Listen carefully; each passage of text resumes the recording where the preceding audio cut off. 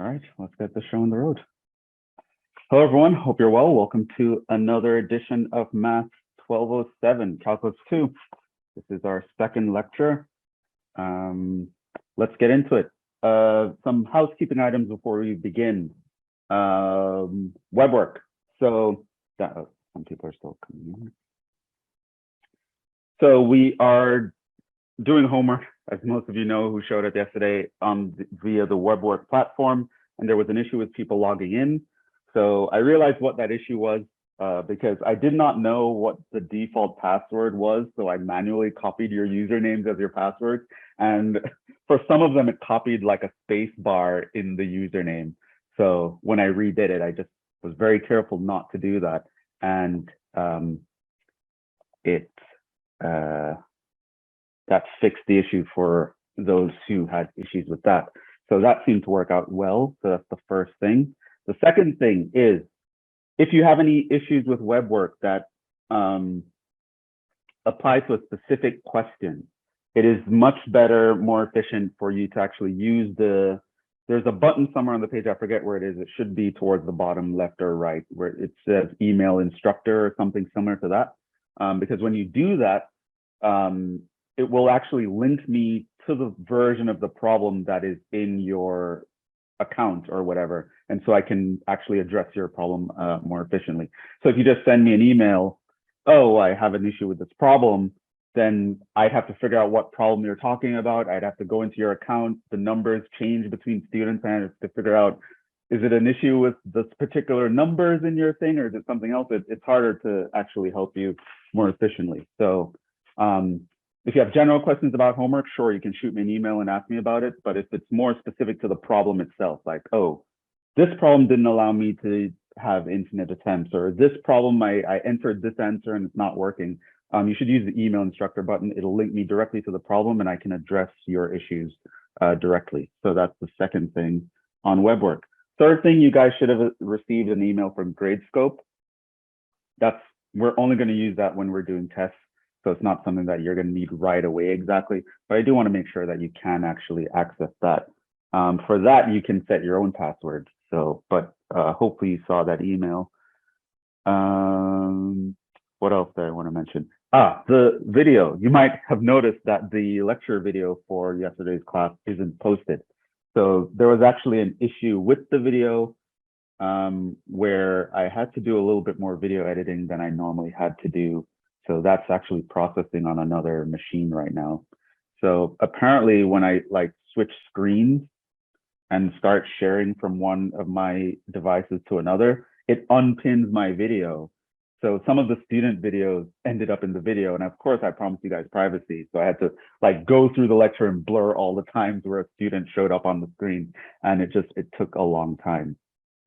I'll be careful to make sure that that doesn't happen in the future when I'm sharing screens.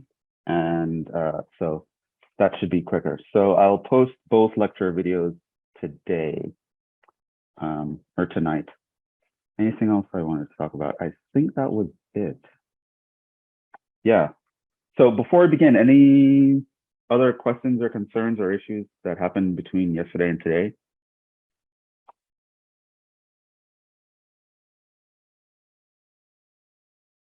Yeah. Okay. So of course, if any questions arise, you can let me know or email me. But if that's okay with everyone, I will get started.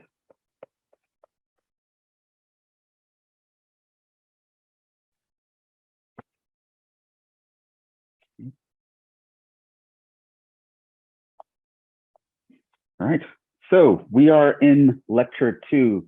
Maybe it might be nice to actually recap lecture 1 a little bit.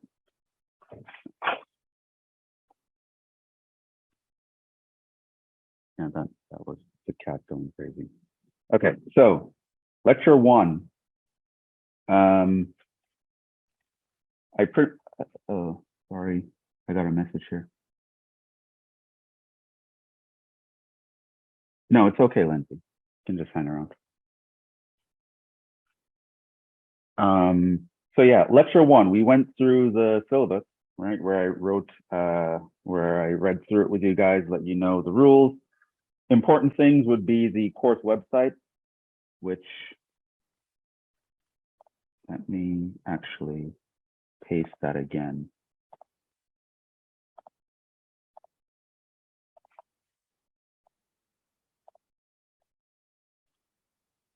Which I'm once again pasting a link to that in the chat.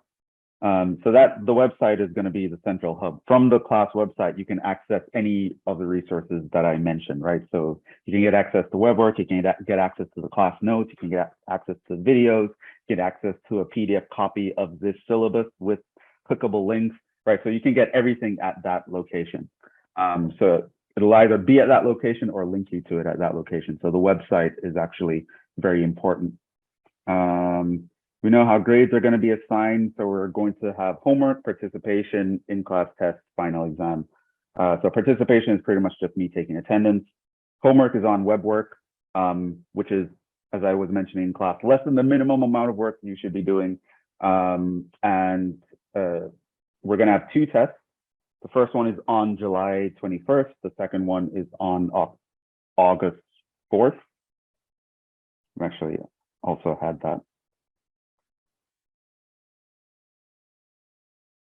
Okay, so these were our topics for the class. And you see that exam 1 is going to be July 21st, right? So it's a little bit over 2 weeks from now. So that's 2 weeks from tomorrow.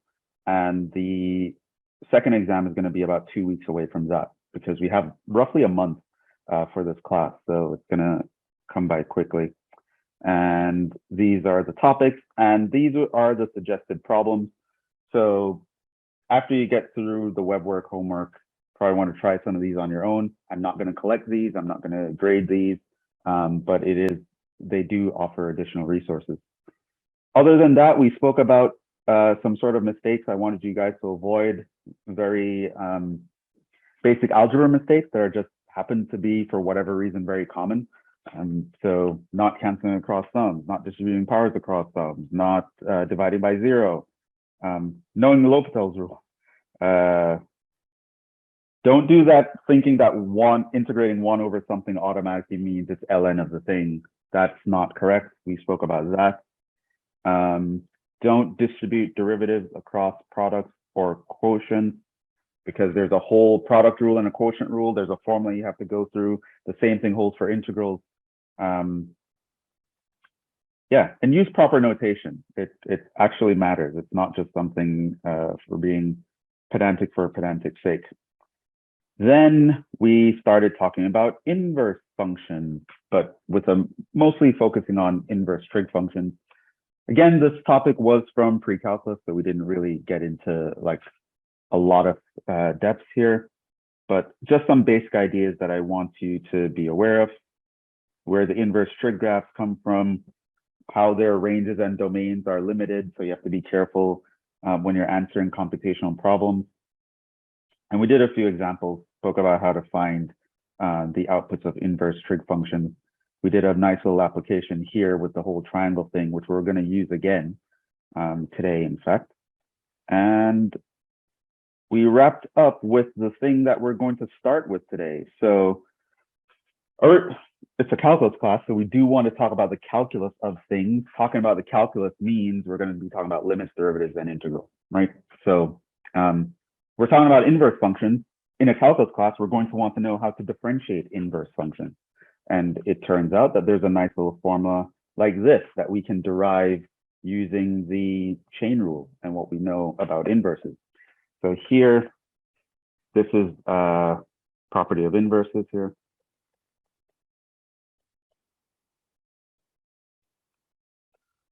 And this actually happens by the chain rule.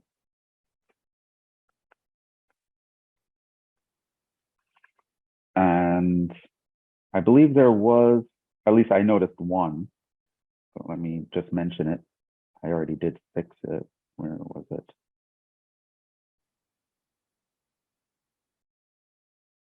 Yeah, here. I noticed a typo. I wrote X here, but it should be N. So I fixed it in the notes, and as you know, the notes get updated in real time. So it's fixed in the notes, but I just want to make sure that you guys know about that. And generally speaking, if you find a typo in the notes or anything like that, don't be afraid to tell me. I'll have to correct it and maybe make an announcement. That's the one that I noticed.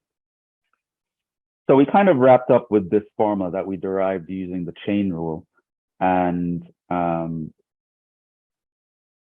properties of inverse functions. And we're actually going to continue with that. So we're going to figure out how to differentiate inverse functions using this formula. And that leads us to today's lecture, lecture 2.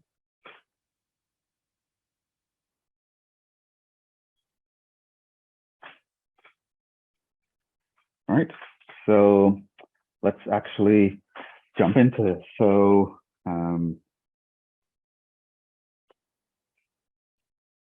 last time we saw for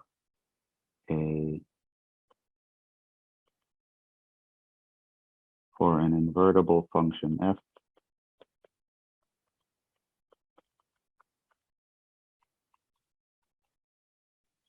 the derivative of its inverse is given by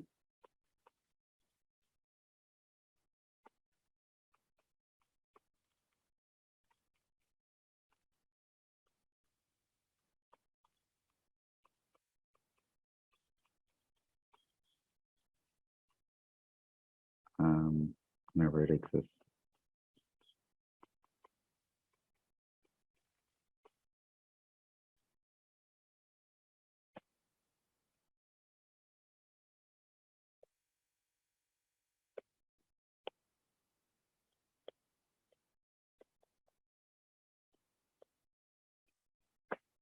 Okay, so we have that formula, which I derived from you. It wasn't that big a deal to actually compute it. So now let's actually jump into some examples.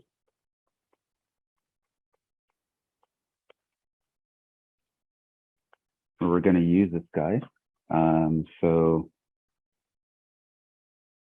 compute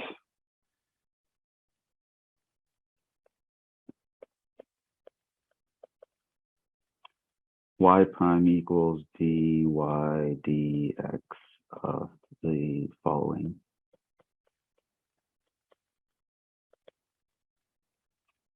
So A, find the derivative of the sine inverse function, which remember we call that arcsine. And also remember that that's not 1 over sine of x, which is the cosecant, right? This is the notation for the inverse function. So sometimes we use arcsine to avoid confusion. So we're going to find out how to actually differentiate that guy, as well as the inverse tangent, tan inverse or arctang, tangent x.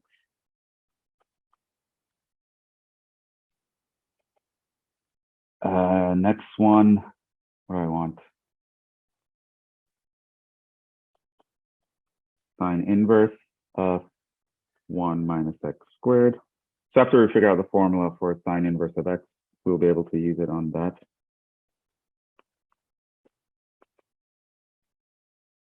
For arctan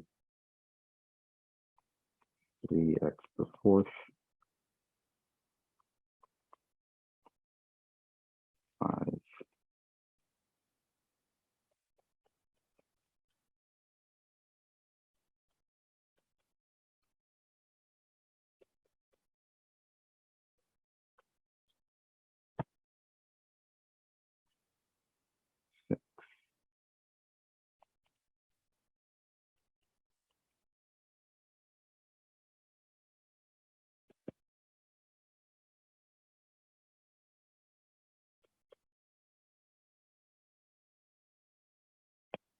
Okay, so we are going to do this.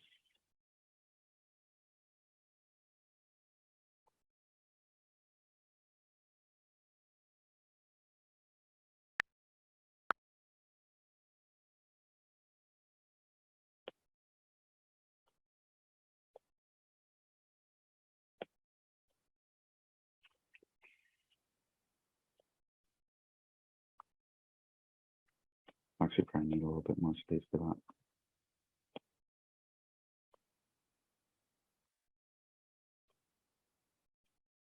No space for this one.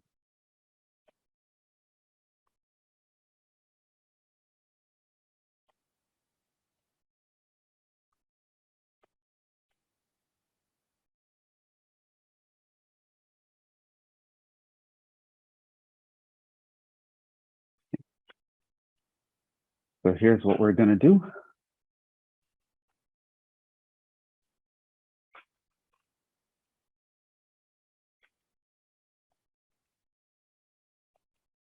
So I did mention this yesterday, that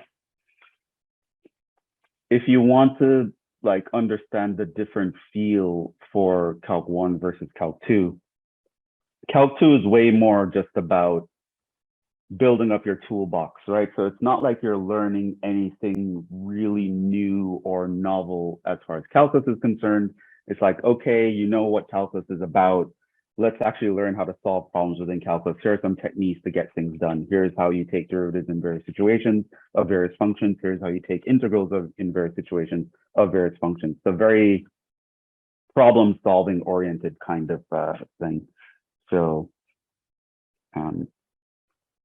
a lot of the class is going to have that feel towards it, where it's like, oh, I'm going to give you a formula, I'm going to derive it for you or something, or justify it, and then we're just going to use it to solve a bunch of problems. And that's going to kind of be the repeating theme, kind of how Calculus 2 is set up as a course.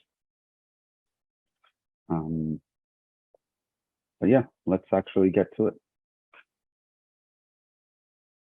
All right, so I'm going to do this one sort of slowly so you can actually see where the answer comes from. But we are, once I derive the formula for this, I'm just going to assume that this is just a formula you know now, and you can just apply it without going through everything. But the first part, I'm going to actually just show you where the answer comes from. So let's actually get into that.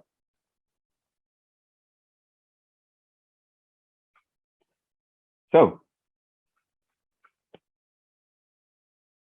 if we have f of x equals sine of x, then your f inverse of x, of course, is going to be the sine inverse of x. Also, we know what the derivative of f is. What's the derivative of sine x? Cosine x. Cosine of x. Okay, awesome. Now we know the derivative of the inverse function, right? In other words, this is the derivative of sine x, the guy that we want, of sine inverse of x. This is equal to, by that formula, 1 over f prime of f inverse of x. Now, we know what f prime is. It's the cosine. And f inverse of x is, of course, sine inverse of x. Right? That's what we have from here, right? So look at my function, f of x is a sine function. F inverse is going to be arcsine. How do I differentiate arcsine? Well, I use this formula. If I plug in these elements into this formula, this is what I get.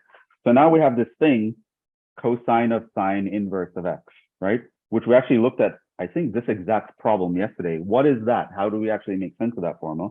Well, we did this thing where we are like set sine inverse of x equals theta.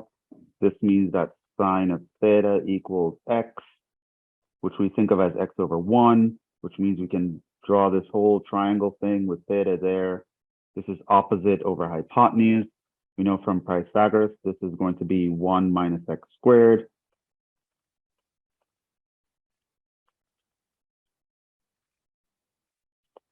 And so if you want to figure out what is cosine of sine inverse of x, this is just the same as cosine of theta, but we know cosine of theta is adjacent over hypotenuse.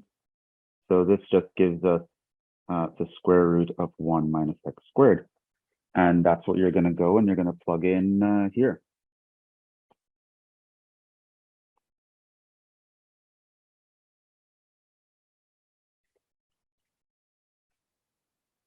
And so it turns out that that is actually the answer.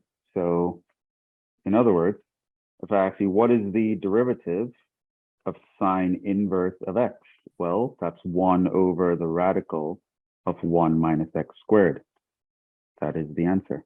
If we leave it as the previous iteration, will we still get credit? No. So this is the formula I expect you to know.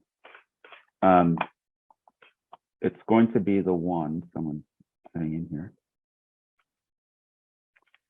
So this is the formula I would expect you to memorize.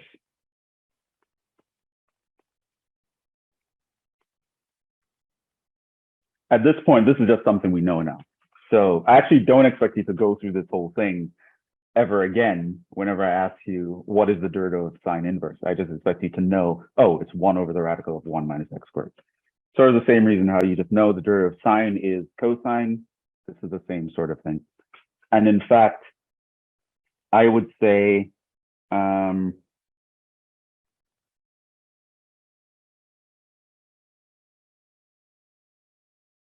as a general idea, I would probably prefer if you guys memorize the chain rule version of a rule.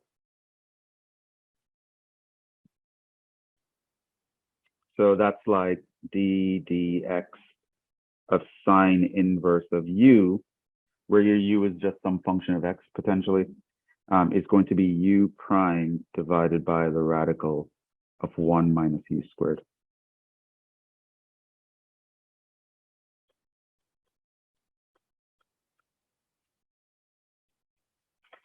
Now, of course, we know by how derivatives work, obviously it's not, while the sine inverse is defined at the -1 and 1, it's not differentiable there because there's no limit exists there, right? It's the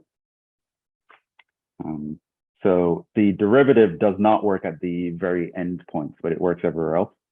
And obviously, if you plug in plus or -1 here, you divide by 0, which we know doesn't make sense. So that's a chain rule version. So your u here can be any other function, which we have examples where we have something other than x showing up inside the function. So this general rule applies to x as well as everything else. So if u equals x, your u prime is going to be 1. You get back the original formula. So probably also worth your time to memorize that. If you're going to memorize one of these, this is the better one to memorize because it covers all cases, whereas the first one covers the case specific to x. So yeah, that's the derivative of the arc sine. That's how we figured it out. That's where the formula is going to come from. And from now, this is just something we know. We just know this now. This is the derivative of arc sine.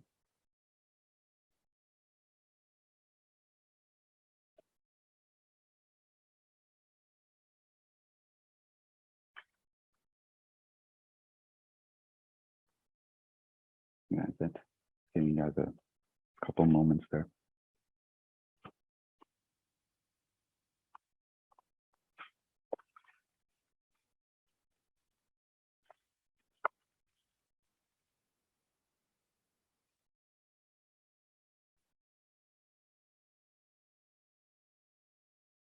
All right, now let's look at the arc tangent. You're actually going to do the same sort of process, right? So, okay, if our f of x is tangent, then that means our f inverse is tan inverse.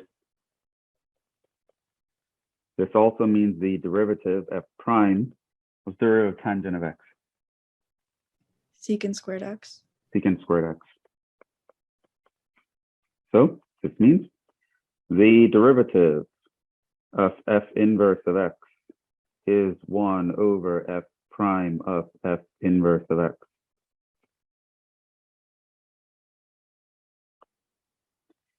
So this is going to be 1 over f prime is secant squared of f inverse, which is going to be your tan inverse of x.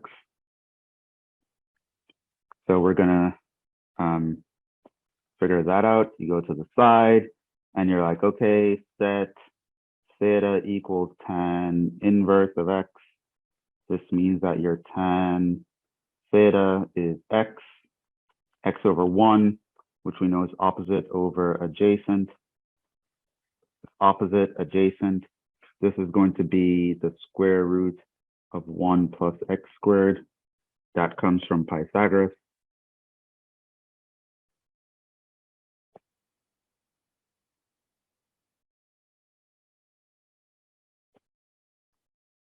And then this would mean, of course, that your secant of theta, well, secant is just 1 over cosine. So that's going to be hypotenuse over adjacent.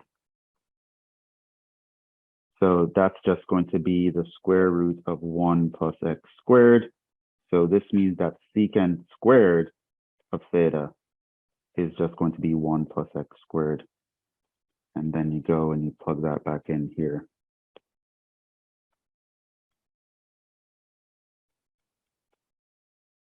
So we've just derived the fact that the derivative of tan inverse of x is 1 over 1 plus x squared.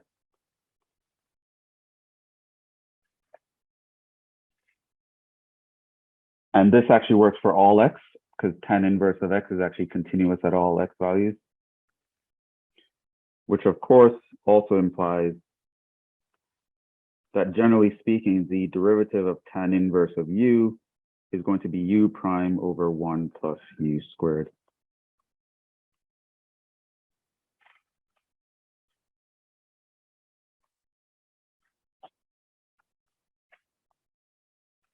Now, this is going to come up later, but I just want to mention at the moment that we know from the end of Calc 1 that every derivative rule is also an integration rule backwards, right? So, for example,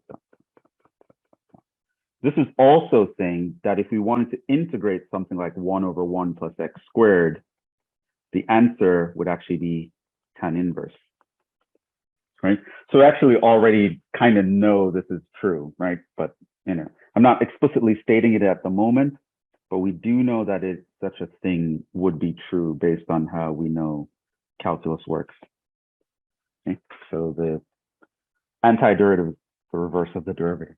So every derivative rule is kind of an integration rule in reverse. But yeah, so now,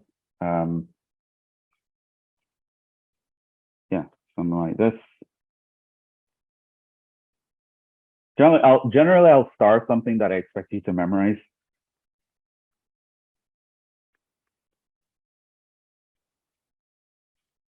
Oh, and in regards to, probably it doesn't apply yet, but I'll mention it a little bit later.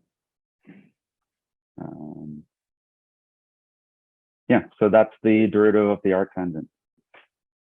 Okay, so now we have this function, and I want you to assume that this rule is just something you know now, right? So you don't have to like make it from scratch. What would be the derivative of this?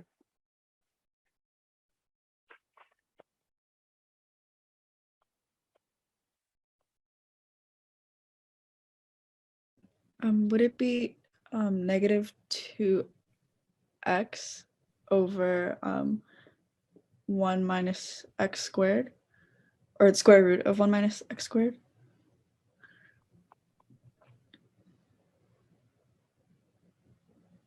Not exactly. Missing something, a little bit off.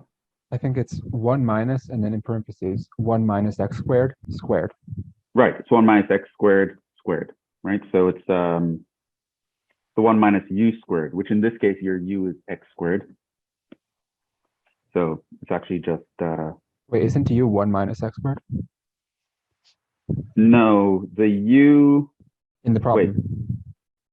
Where? Hold on. Yes, it is 1 minus x squared. So it's not just x squared, it's 1 minus x squared squared, right? This is your u. So you differentiate that. Derivative of 1 is 0, derivative of x squared.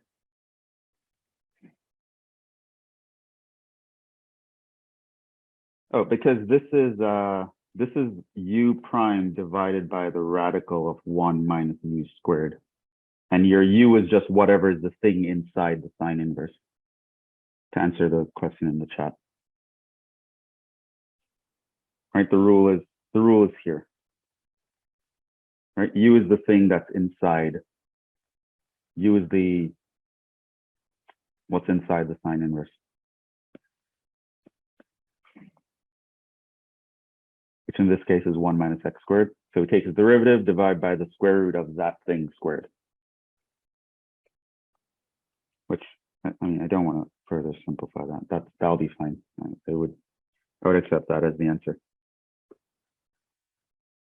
Yeah, so you know the formula, you can essentially do this in one shot.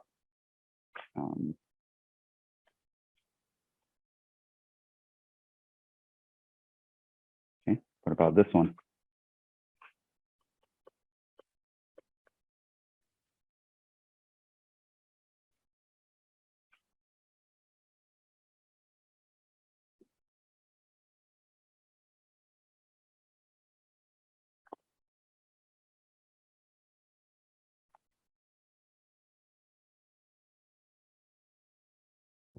I think it's 48x cubed over 9x to the 8th plus 1. Where does 48 come from? The derivative of 3x to the 4th would be 12x cubed. Yeah. And then multiply that by 4. Right. So we know with the constants, we leave it. And then the u prime, which in this case, this is your u, is going to be 12x cubed over 1 plus u squared, which again is 3x to the 4th squared. So the 4 times the 12 gives you that 48. And then you have 1 plus, I guess you can write this as 9x to the 8th. Yeah. Someone else is coming in here. Yeah, that's it. So this is just applying that formula u prime over 1 plus u squared, where your u is the 3x to the 4th.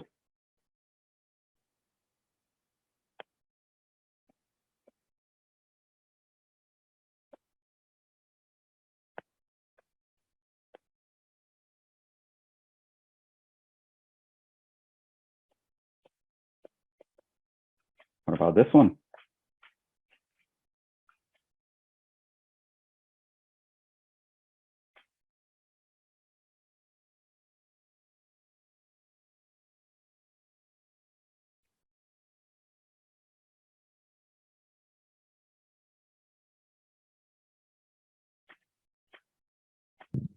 Two x arc sine 4x plus 4x squared plus 4 over the square root of 1 minus 16x squared.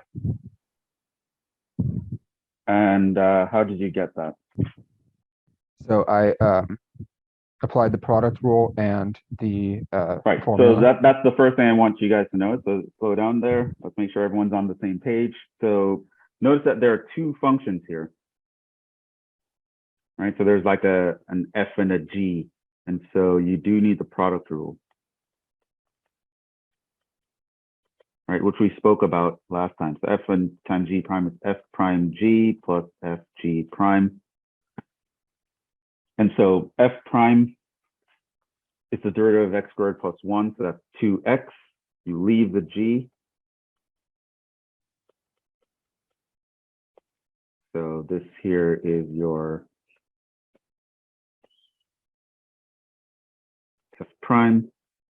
This here is your g. Plus, now you leave the f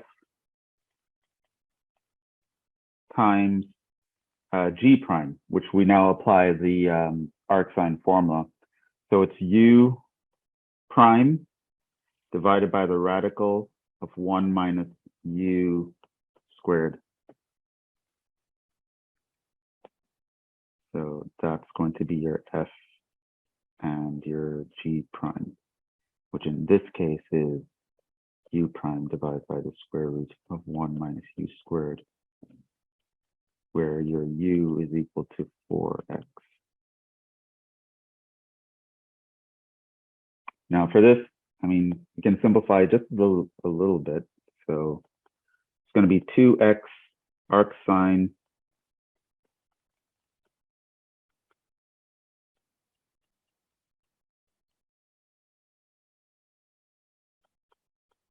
16x squared.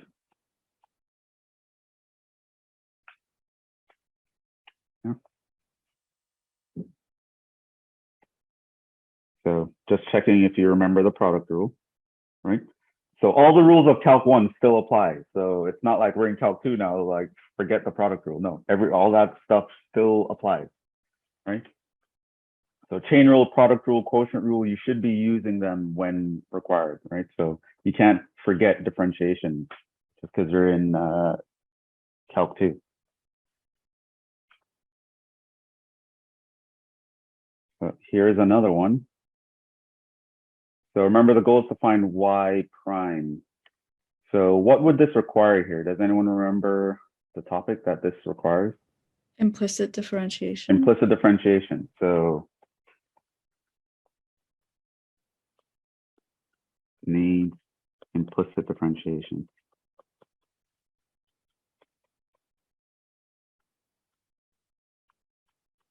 Right. So for lack of a more comprehensive explanation, it's when your x's and y's are mixed together. You don't have the y explicitly isolated on one side and only x's on the other side. X's and y's are mixed together, but you want to figure out how to find the derivative. You use what's called implicit differentiation, which is really just a fancy application of the chain rule. And so, yeah, so we'll go through and we just differentiate each term with respect to x. So what would the first one be?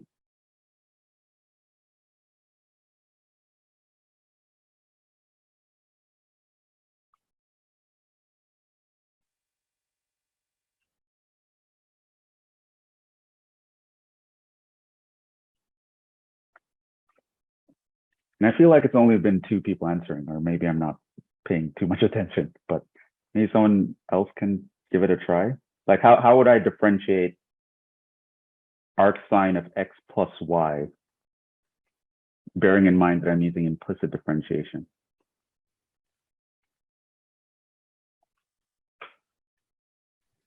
Would it be 1 over rad 1 minus x squared minus 2xy minus y squared? 1 over rad 1 minus. 1 minus this x. says x plus y squared, right? Yeah. Yeah. Don't worry about expanding it. Yeah. That's your final answer? There's actually something missing. Not quite.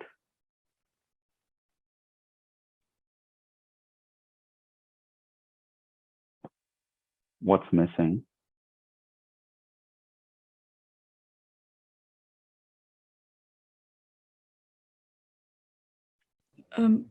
At the top and the Mhm. numerator, would it be 1 plus dy dx? Right. So you have to differentiate the y as well, right? So this is the u, the derivative of x is 1, but the derivative of y is going to be y prime or dy dx, right?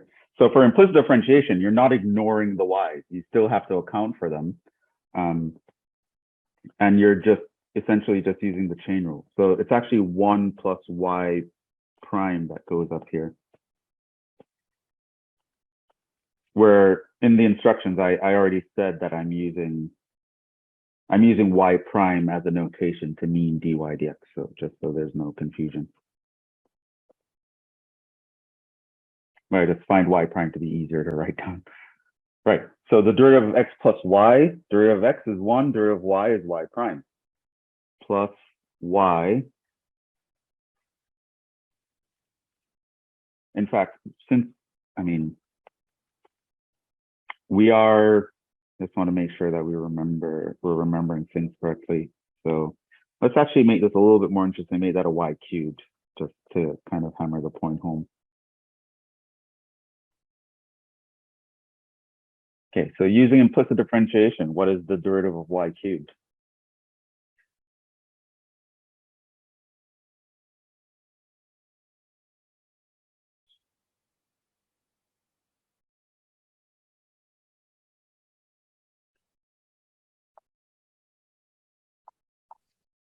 Would it be 3y squared times y prime? Right, 3y squared y prime, right? And that really comes from the chain rule, right? Because if you had like some function inside of here cubed, and I ask you to differentiate that, you would differentiate the outer function, multiply by the derivative of the inner function, right? And then now we're just calling this guy y. Right, so that's where implicit differentiation comes from. You're just really applying the chain rule. So you're thinking of your y as just like some inside function of x. So whenever you see a y term, you just differentiate it using the regular derivative rules, but you have to multiply by a y prime. So that's what that would be. The derivative of x squared is 2x. So now we want to solve for y prime, right? The goal was to find y prime, right? So now it's just, the calculus is done. It's now just an algebra thing. So what you can do is you can separate this.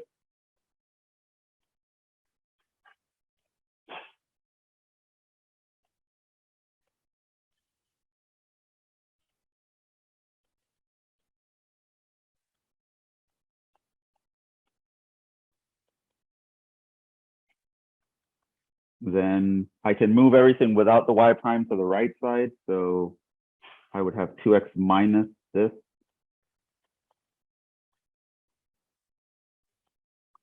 And then everything with y prime is now the common term, so I can factor that out.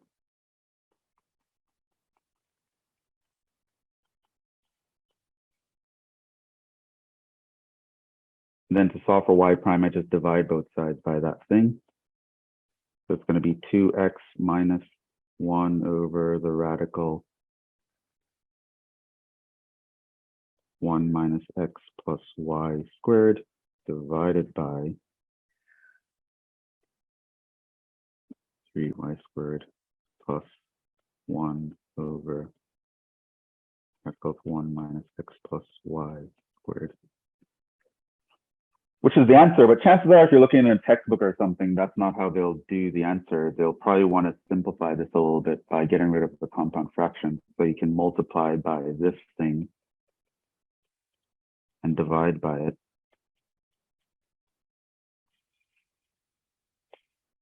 And so that would be 2x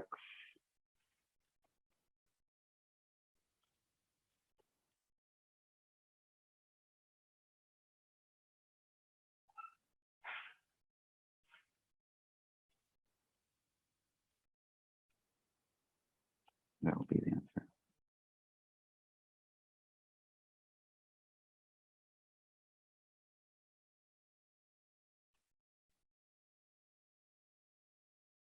That's the full problem.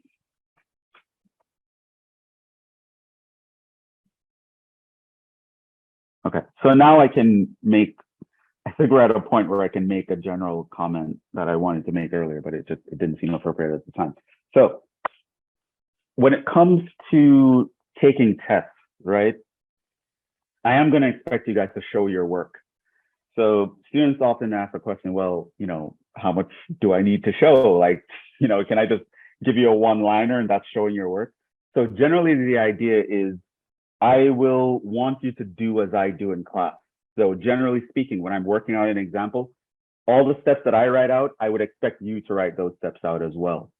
If I don't expect you to write something out, but I would write it out for clarity, it's usually going to be in a different color, right?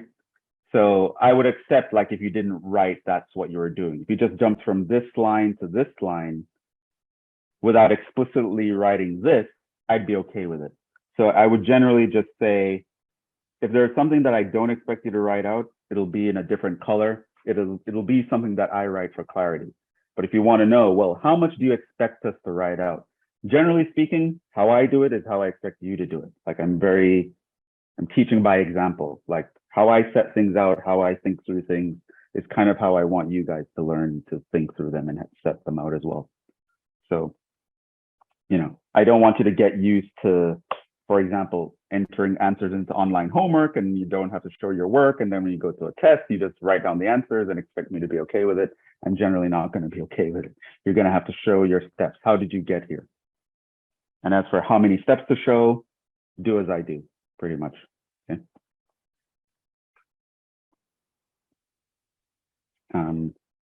Although in this situation, if you didn't write out this line, I'd also be okay. but I think it's because you might just start separating the y primes immediately to make things a little bit easier. That skipping that step is okay as well.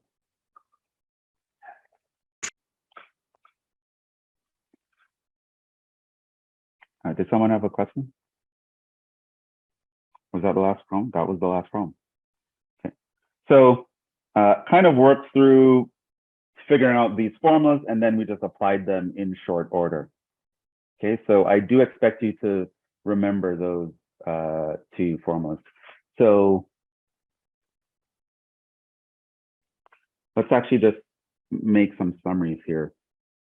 So f, y, I, derivatives of the other inverse trig derivatives of the other inverse trig functions can be found similarly. That was a weird Y. Okay, so it turns out, so we have all these formulas. So we know that d dx of arc sine of x is 1 over the square root of 1 minus x squared. We know that d dx of the arc tangent of x is 1 over 1 plus x squared. But you can actually do the same sort of maneuvers that I did for these guys to figure out the other one. So for example, the derivative of the cosine inverse of x, it's actually the negative of the sine one. So it's 1 over negative 1 over 1 minus this. And of course, it doesn't work for that.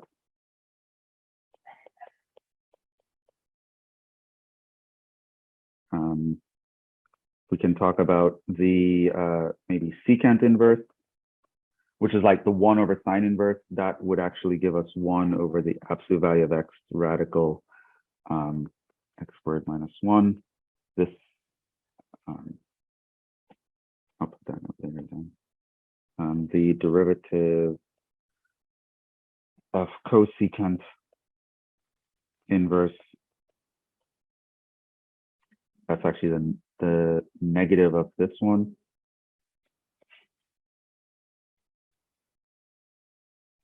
And the derivative of the cotangent inverse is actually the negative of the arctangent. For these, your x can be anything except numbers between 0 and 1 inclusive. But the others work everywhere. So those are the general formulas, and you can kind of use them. You can kind of figure those out by the same thing I did. You construct your triangle, you do SOHCAHTOA, you figure out the answer. For you guys though, lucky for you, I only expect you to memorize these ones. Like, don't worry about the others.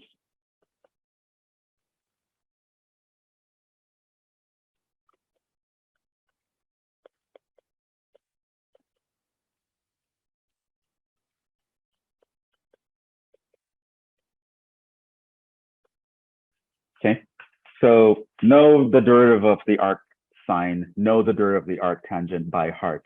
The others, I'm not going to assume you know them by heart. It's not that I'm promising they'll never come up, but if they do come up in an exam, it'll be a problem where it's like, I'm going to have you derive from them what you need to use. Like, I'm not going to expect you to just know it off the top of your head. But the derivative of arc sine, derivative of arc tangent, I expect you to just know off the top of your head. Okay, but the other ones you can actually derive in a similar manner.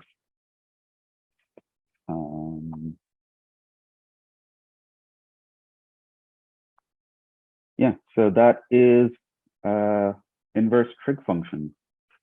So that's kind of all I want to talk about right now. So generally, I really just want you to know these formulas and be able to use them in various contexts to find derivatives. And later on, of course, I'm gonna expect you to know how to reverse them when talking about integration. But that's kind of all I wanted to do for inverse trig functions, which is going to bring us to section 6.7, where I want to talk about hyperbolic trig functions.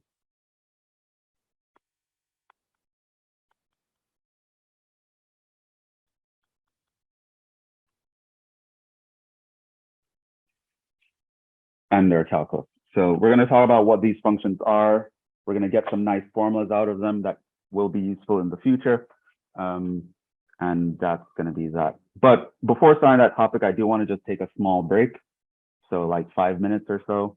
You can stretch your legs, get a drink of water or something. Are there any questions about anything else we did so far? Or any other general questions that came up? Right, so in summary, memorize these formulas, know how to use them in various situations to compute stuff. Right? And depending on the scenario, it might be like a super easy one-liner, or it might be you have to actually do some work, but I do expect you to know the formula and know how to apply it. And not forget all the other stuff that you would have learned to do, like the product rule, the quotient rule, the chain rule, or implicit differentiation. All those computational techniques that you learned in Calc 1, I am expecting you to remember them here.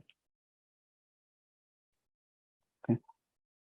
So we will pause here for like 5 minutes, and then we'll start again.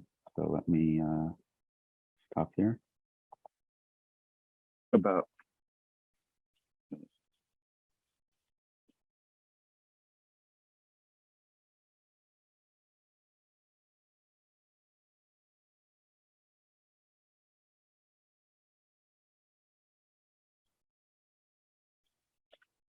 Okay, so we're going to talk about hyperbolic trig functions. So see what these guys are, where they come from. So recall,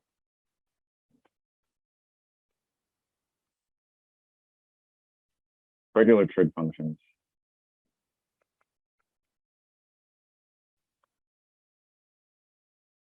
came from trying to track coordinates on the unit circle. So remember, that's where our trig functions came up. We had the unit circle radius 1 centered at the origin, and we wanted a nice way to track the coordinates of that. And it turns out that you create an angle from the positive x-axis. The cosine of that angle would give you the x-coordinate. The sine of that angle would give you the y-coordinate. So that's where sine and cosine came from. And then we realized that, oh, we could like create this like neat little triangle here, and trigonometry came into play, right? Or triangle geometry. And so we could use triangle geometry to talk about this stuff. And so that's where trigonometry came from. And we call them, these are trig functions. And we take the reciprocals, and we can get like the tangent, the secant, the cosecant, the cotangent, all that good stuff. Okay, so that's where trig functions come from, right? So we're trying to track coordinates on the unit circle. So the question is, where do hyperbolic trig functions come from? It comes from trying to do the same thing, but with the unit hyperbola, hence the name hyperbolic trig function. Right? You're kind of doing the same thing as with trig functions, but it's not a circle. You're using the hyperbola.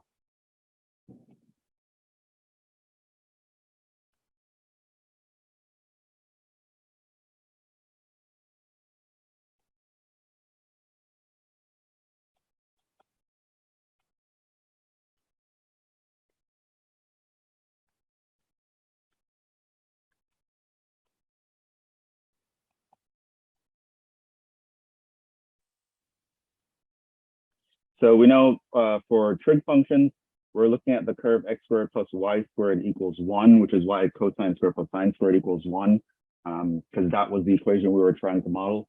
And it turns out, what if you had a negative in there? X squared minus y squared equals 1. Well, you get a curve called a hyperbola, and it kind of opens like that.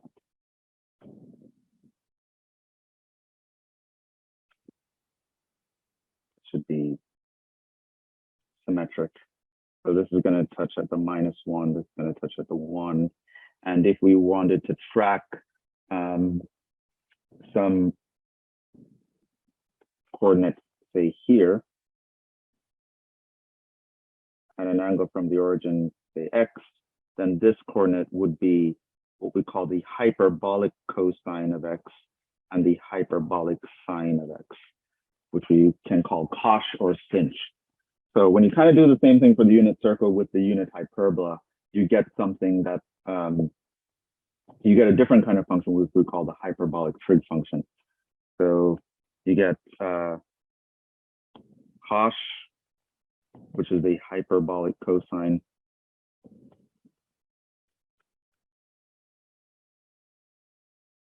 or we pronounce it cosh.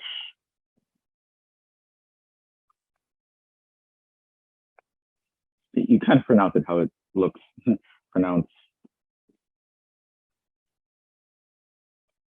Cosh x. And you have the hyperbolic sine, which is pronounced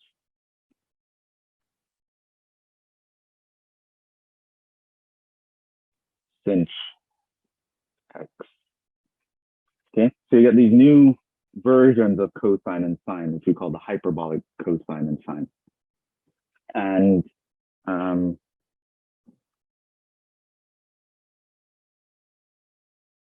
so clearly,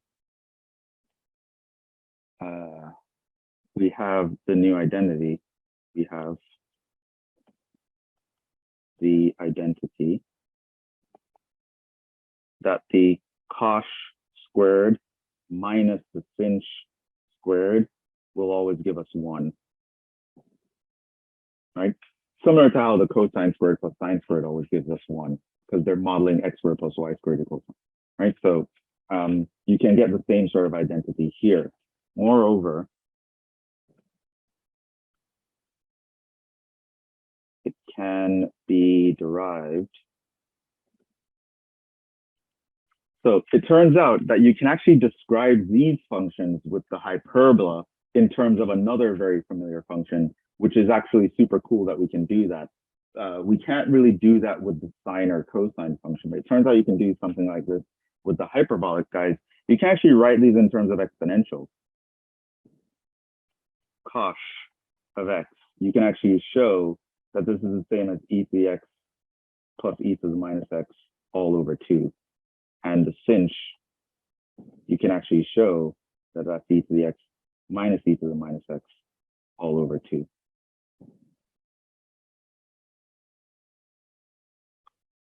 Well, I mean, I'm not exactly being correct. You do have a similar thing for sine and cosine, but you end up using complex numbers in it. So you could have like the cosine is actually like e to the I theta plus e to the minus I theta all over 2, and that would actually work. But yeah, you don't really see the complex numbers in a typical calculus sequence, so you don't really see these versions of these numbers. But with the hyperbolic cosines, it turns out you can express them as real functions, and so that's pretty nice. This means the calculus when it comes to these functions is actually pretty straightforward, because we know how to differentiate e to the x. So we can actually we can differentiate these guys very easily and figure out the calculus to them very easily. And you can actually see that if you differentiate cosh, you get sinh. If you differentiate sinh, you get cosh. And there's no sign change by doing this. But let's actually talk about maybe some more basic properties first before we get to the calculus. What do their graphs look like? So if I were to graph the cosh,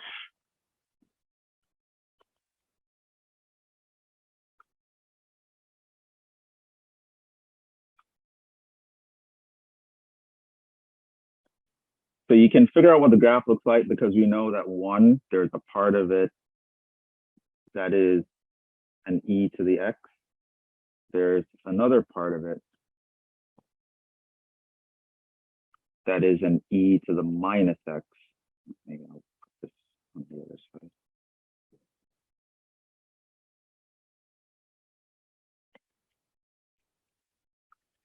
And so you're adding these guys together, you get a curve that looks like this.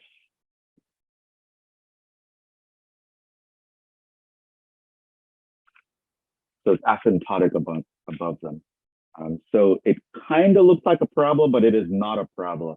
it actually increases at an exponential rate, right?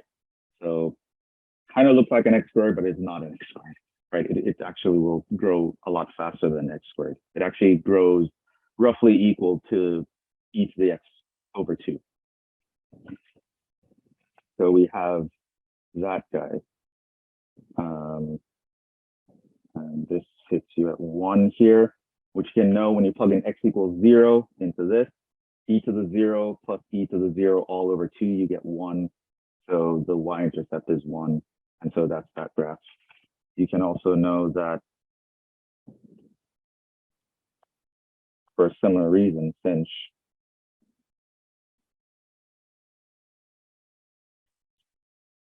So you have e to the x, which is this guy, y equals e to the x.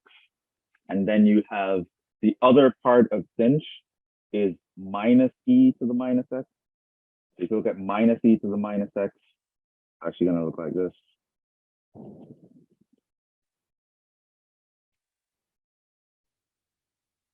And so you're taking one and adding them to the other. So you actually get a graph that looks like that.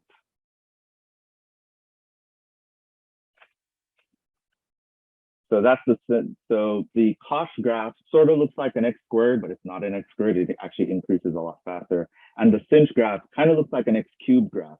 It's not an x cubed graph because it increases at the rate of an exponential, right? So we have that. So those are what the graphs look like. And we can also create ratios.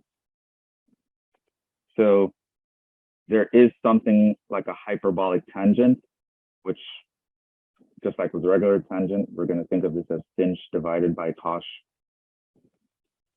So this is called the tanh x.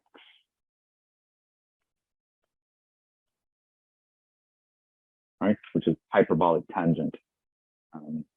We can reverse that. Cosh over Finch, the hyperbolic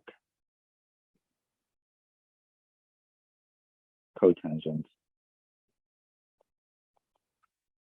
I don't believe anyone has a short name for that. The cos x, that would just cause too much, a lot of confusion. Like, you know, and then they'll start making fun of people with lists and stuff like that. We don't do it. Like, you just hyperbolic cotangent, we say it out. And of course, we have the hyperbolic cosecant, which is just 1 over Finch.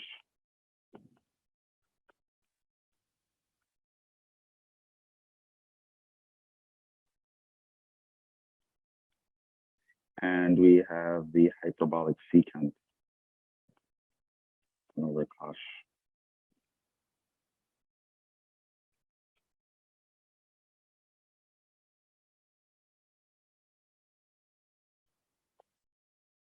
So all of those are true. And we have these identities. So we also have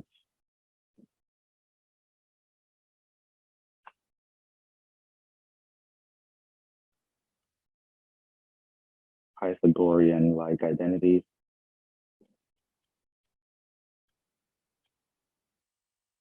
So that's the one where you know, okay, cosine squared plus sine squared is 1. You also know that 1 plus tangent squared is secant squared. You also know that, you know, things of that sort. So we have cos squared x minus sinh squared x equals 1. We also know that 1 minus tanh give us the hyperbolic secant squared. We know that hyperbolic cotangent squared minus 1 equals hyperbolic cosecant squared. So we have these identities.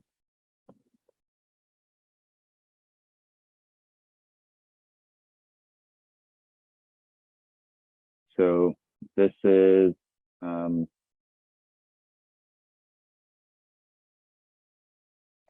by plugging in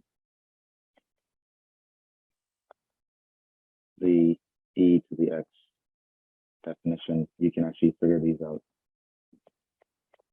And this one, in addition to that, is pretty much by definition, right? We invented these functions to model x squared minus y squared equals 1. So of course, they have to obey that kind of equation. So you have all of that. So yeah, so we have the hyperbolic trig function, comes from doing the same thing that we did with regular trig functions on the unit circle, except we use the unit hyperbola. So we have these identities right away. It turns out you can write these as exponentials really nicely. So I expect you to remember that.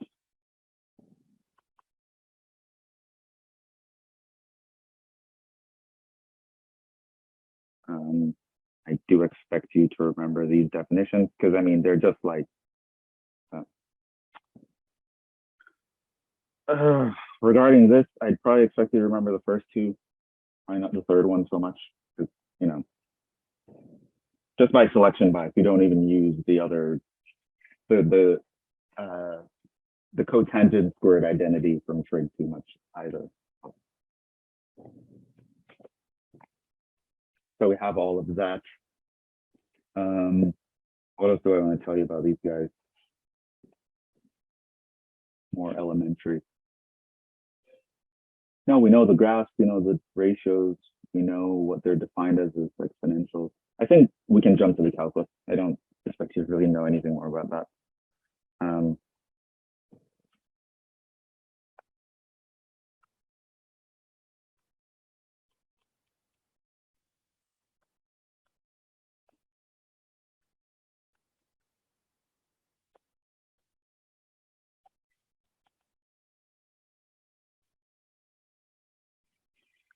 So, for example, you want to say, oh, what is the derivative of cosh? Well, we know that this just means we're taking the derivative of e to the x plus e to the minus x all over 2.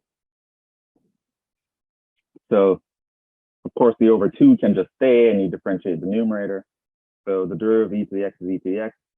The derivative of e to the minus x is minus e to the minus x. Because we know that the derivative of e to the u is u prime e to the u. So we have that. And if you look at that, you'll realize that that's just the definition of Finch. So the derivative of cosh is Finch. And it turns out in a similar fashion, you can figure out the derivative of Finch is cosh. So one thing you just have to be aware of, because the main quote unquote Pythagorean identity has a negative sign here, there are times where the signs aren't quite going to match up with the formulas that you know from trig functions, but otherwise things are going to be very, very similar. So, you know, sine and cosine derivatives are each other with a sign change. Here it's the same thing, except there's no sign change.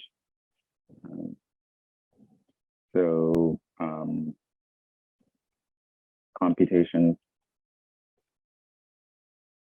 like above lead to, yeah, so we know that the derivative of cosh is Finch, right? That's something we know now. The derivative of Finch, cosh.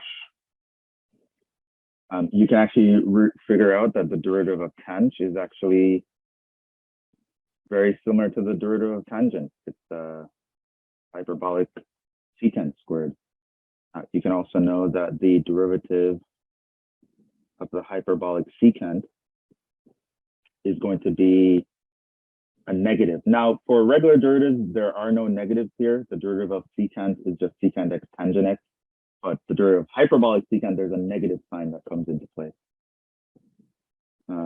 The derivative of cosecant, hyperbolic cosecant is minus. But other than these signs that pop up now and then, you should you can actually compare these to the derivatives of the other trig functions, and you'd realize that they're actually very similar. This is also a minus. Okay, so in terms of the ones I would want you to memorize, this, this, this, this.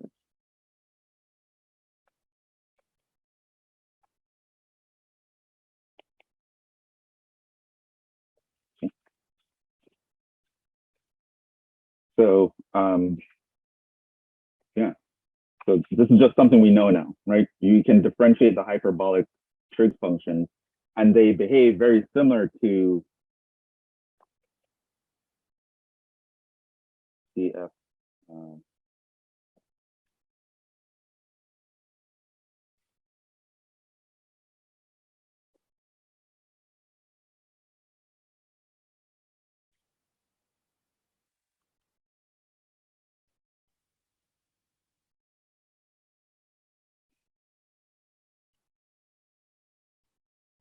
It's not that surprising, but sign changes are.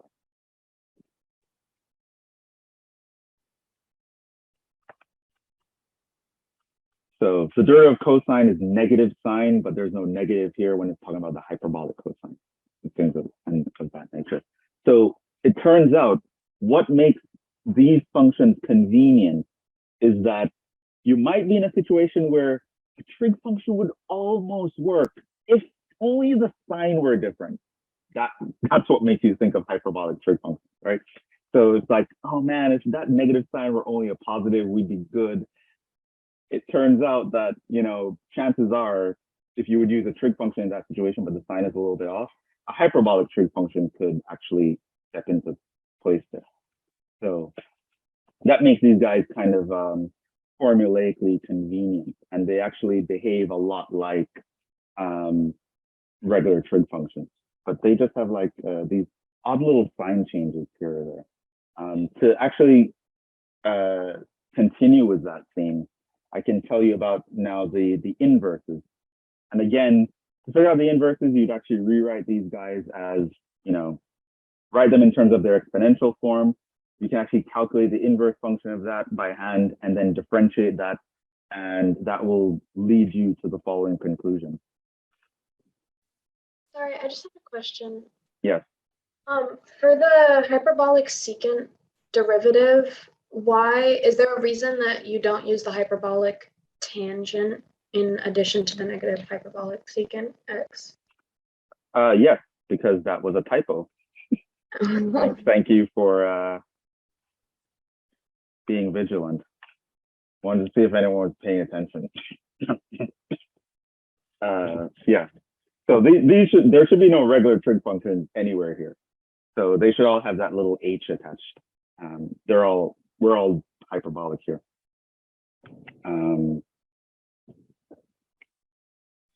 Talk about the inverse one.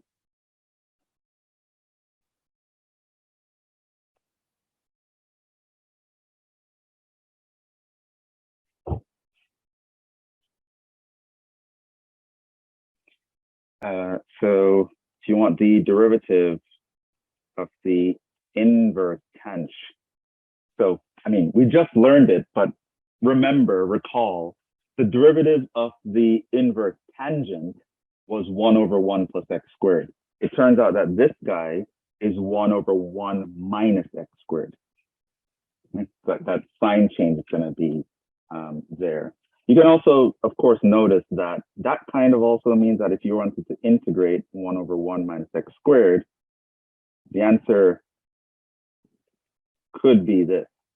Although we're actually going to find a different version of that later on, a different way. And you can compare this to the integral of 1 over 1 plus x squared dx. That would give you the tan inverse. Okay. So remember, every derivative formula is also an integration formula in reverse. So this one, it's more convenient to use in a different sign situation. SIGN, not SIN. So if you have a 1 over 1 plus x squared, that, and you're integrating that, that's inverse tangent. If you have a minus x squared instead, that gives you actually the inverse hyperbolic tangent. And so you can have the hyperbolic trig functions take the place of trig functions in these situations where the sign is just sort of a little bit off. Similarly, well, this is the derivative of inverse cosh. So remember in inverse sine and cosine, it was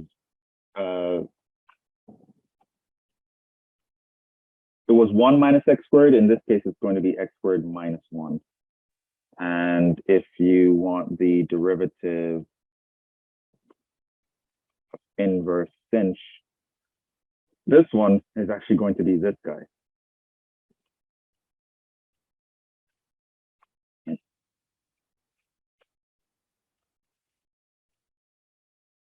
So those are some other nice ones.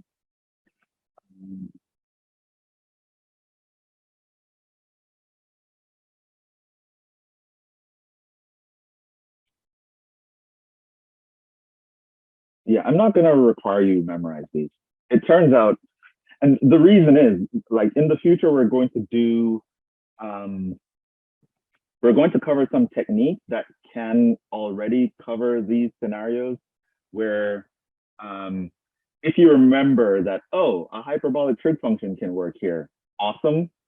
If you do that, you'll get the answer.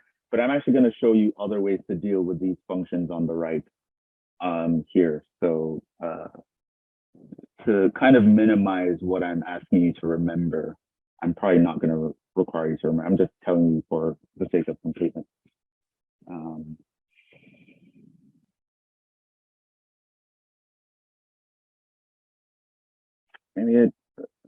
But I can show you if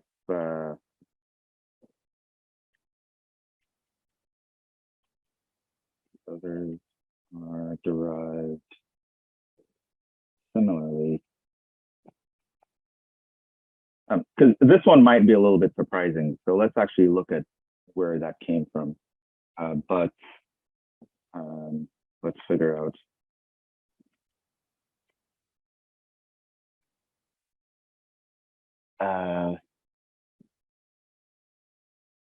The derivative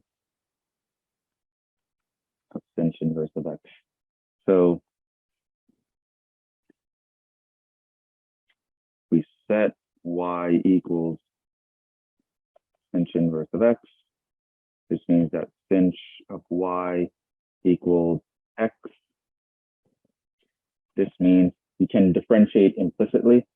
Derivative of sinh is cosh. Derivative of x is 1. And here what I did was differentiate implicitly.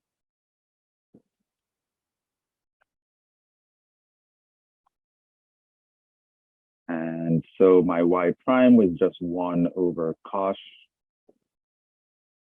But then I remembered that,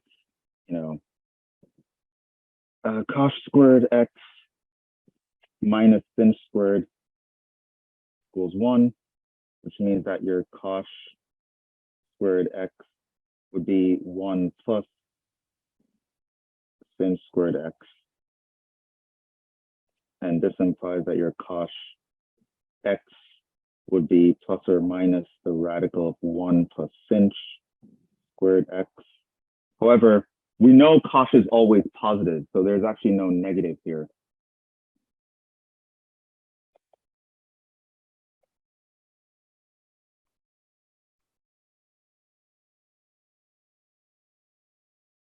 Because we know that it looks like that parabola that's on top. And it turns out that the sinh, we said sinh was actually x. So this just looks like the radical of 1 plus x squared. And then you come back here and you plug that in.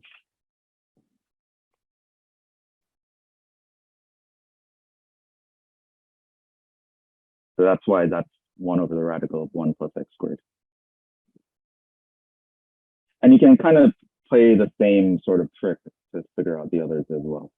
I'm not going to go into detail with it. I'm not even going to require that you guys remember this, but in case you're curious, that's where it's coming from.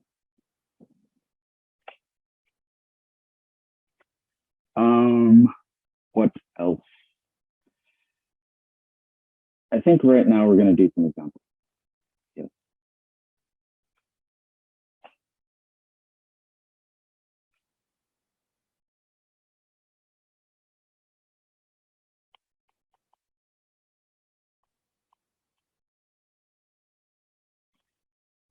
Find the derivative of the following. So a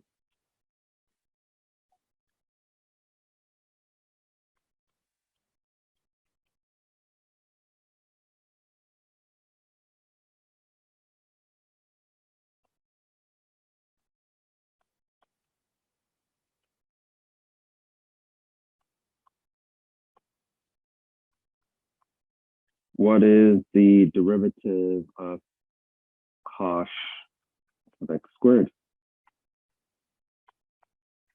What is the derivative of x squared minus 2 sinh x? What is the derivative of ln of tanh? What is the derivative of 5 raised to the sinh x power? What is the derivative of tanh x divided by x? Find out what is the integral of tanh.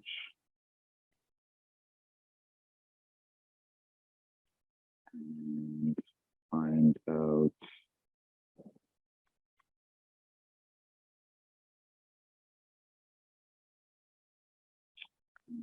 e to the 2x divided by 1 minus e to the 4x.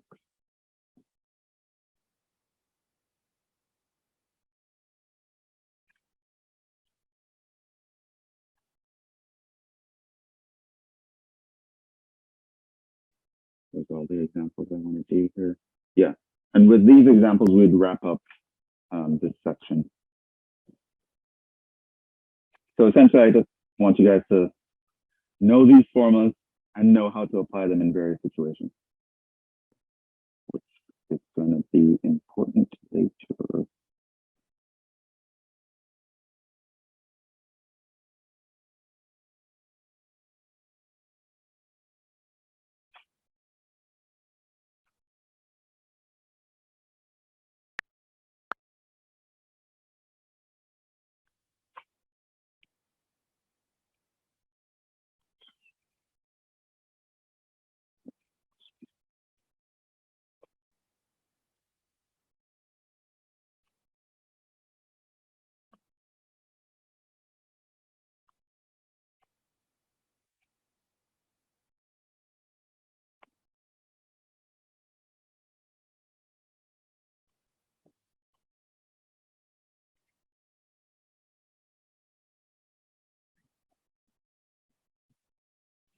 So those are what we're going to do.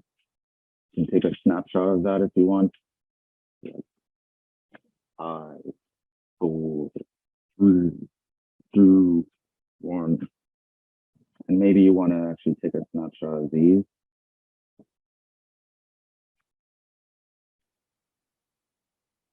Just so you can use it in real time. Or I guess you could even have like my notes up on another screen or something. And probably also relevant would be the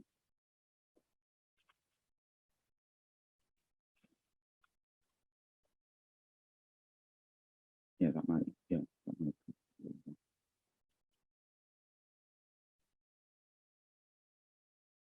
That being said, let's actually jump into it.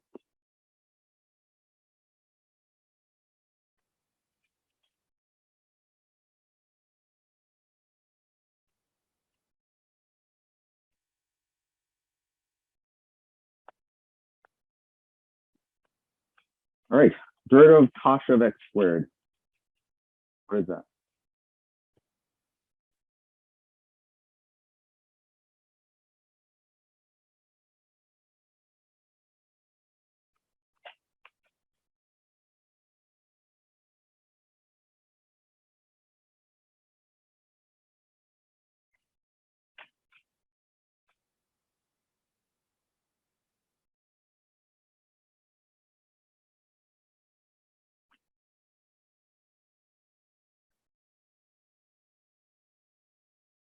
Anyone? Bueller? Bueller? Too older.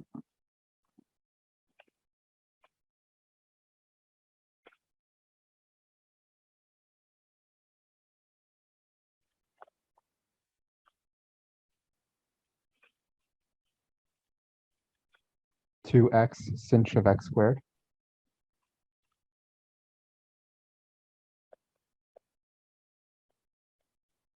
Yeah, that can do that in one step. And that's because where are we? So we have these guys, and we sort of already know to kind of think about this. I think it's the chain rule version. If you have something other than just x, you do the chain rule, right? Which means you differentiate the outer function, multiply by the derivative of the inner function. So that sort of tells you that if you have the derivative of cosh u, that's just u prime sinh u. Right? Just gonna differentiate the outer function, multiply by the derivative of the inner function. So yeah, so I want to make sure that you recognize that you should be applying the chain rule in that situation. Yeah, what about this one? You'd use the product rule. The And- product rule, because we have product of two functions. Okay, then yeah. So it would be 2x times sinh x plus x squared minus 2 times cosh x. Yep.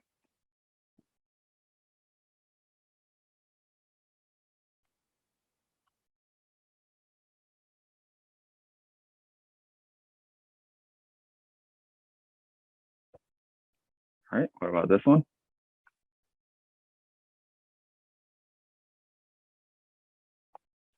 Product rule. Here, use the chain rule.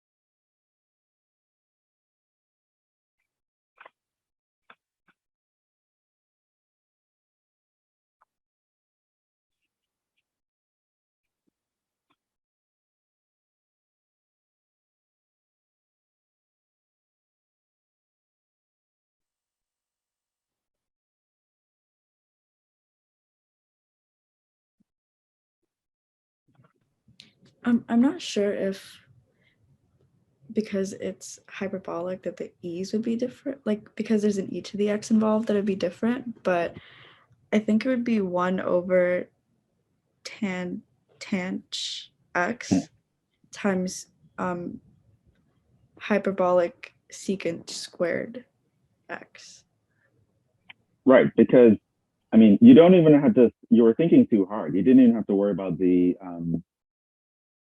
exponentials here, because we do know the rule, right? d du of ln of u ddx. What's the derivative of that? 1 over u times u prime. Right. So 1 over u to u prime over u, right? So you're going to do the same thing here, where this here is now u. So you did the 1 over u, which is 1 over times, then you multiply by the derivative, which we know from above is the hyperbolic secant squared. So yeah, it's what you said. You didn't have to worry about any of those exponentials or anything. So this just becomes hyperbolic secant squared over the tanh.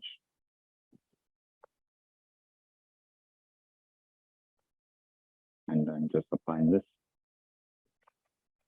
So derivative of ln of something is the derivative of the thing divided by the thing itself, right? So derivative of ln u is u prime over u, and we just applied that here. With a lot of space for no reason. All right, so maybe I should ask this question here. Do we remember what is the derivative of a to the u, where a is a constant?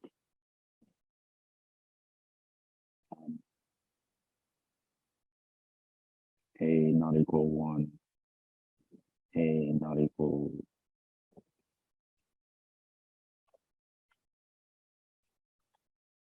here a is positive but not 1. We have a rule for that. You remember how to do that? So something like 2 to the x power. How do we differentiate that?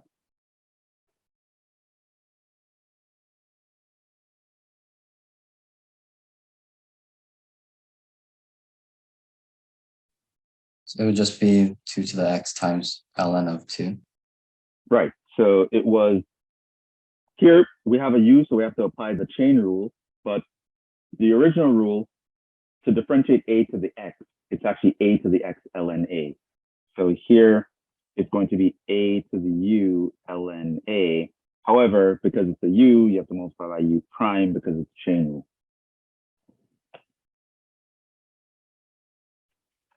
So yeah, applying that rule here would give us what?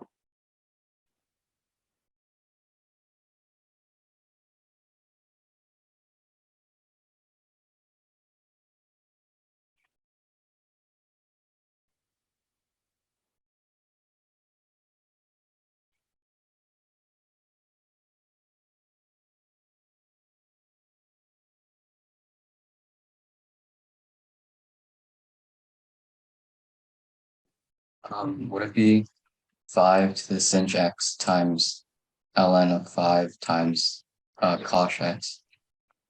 Mm-hmm.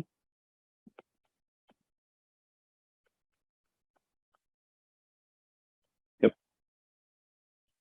Or I mean, you put the u prime at the back, but it doesn't matter. It's all multiplied, right?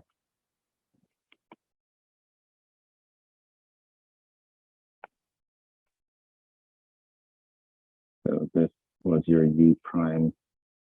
This was your ln of a. This was your a to the u. Where a in this case is 5, your u is sinh. We know that u prime would be cosh in that situation.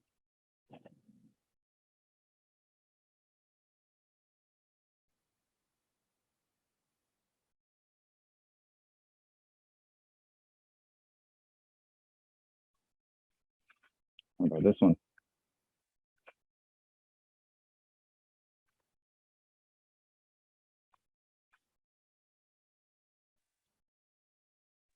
Is it x hyperbolic secant of x minus tanh x all over x squared? Secant squared, right? Hyperbolic secant squared. Do you Yeah. say the squared? Yeah. Right. So you're getting the quotient rule essentially, right? So it's the bottom times the derivative of the top minus the top times the derivative of the bottom over the bottom squared. Yeah. So you have x hyperbolic secant squared minus tanh for x squared. And what we did here was we applied the quotient rule.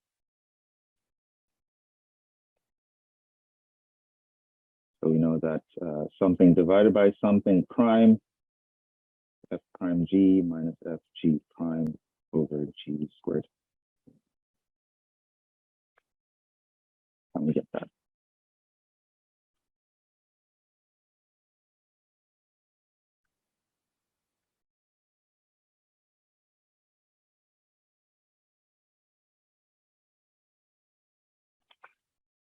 How would we integrate tanh?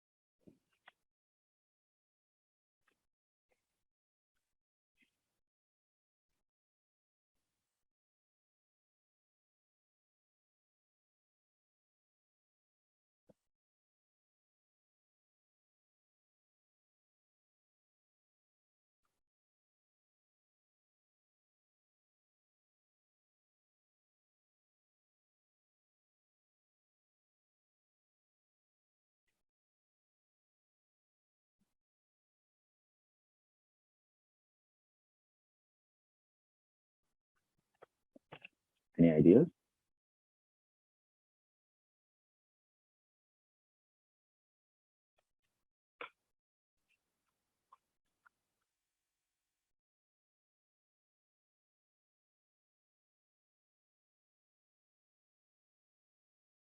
Well, the hint would be you would actually treat it very similar to if you wanted to integrate just the regular tangent.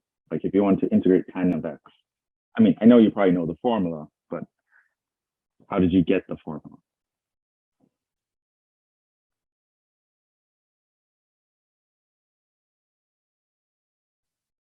So I simplified it into sinh x over cosh x, and then I use u sub, and I made u cosh, and then I got ln of cosh Right, x so plus c. u is cosh.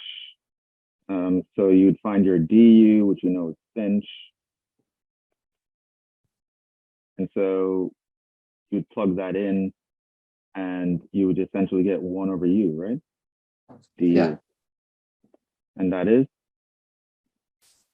Ln of cosh, absolute value of cosh x plus c.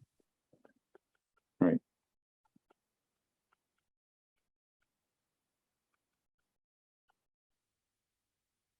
Right.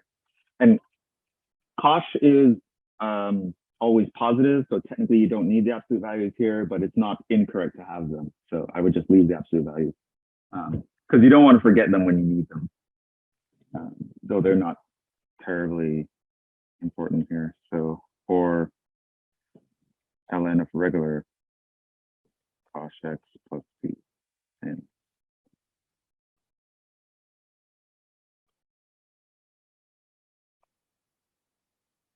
since it's positive, the absolute value returns the same as the original function. Yeah, it's actually ln of cosh, right? And which is very similar to for tangent, right? So you know that the integral of tangent is minus ln of cosine and absolute value of cosine, and this is why, right?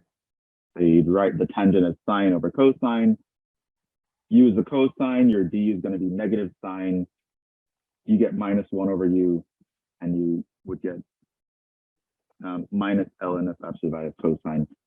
And here it's very similar, except you don't have that negative because of the we don't have that sign change. I believe it's the last one. Yeah, just have one more.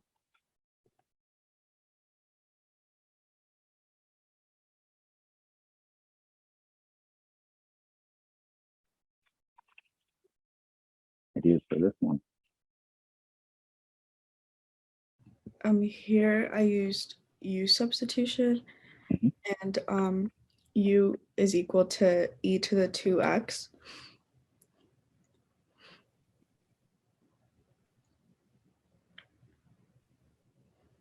Yeah, u equals e to the 2x. So So your d d is going to be 2e to the 2x. Mhm. And then I added a 1/2 outside of the integral, and then it's the integral like u over 1 minus u squared. so right. So it's going to be that 1/2 Mhm. integral of 1 over 1 minus u squared. By replacing all that, because this is really e to the 2x over 1 minus e to the 2x squared.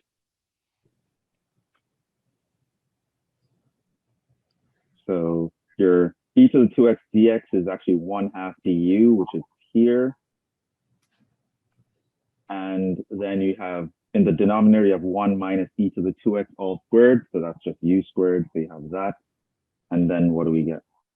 We get 1/2 tang, inverse tang, Right. or u, sorry, plus c. And u was e to the 2x here.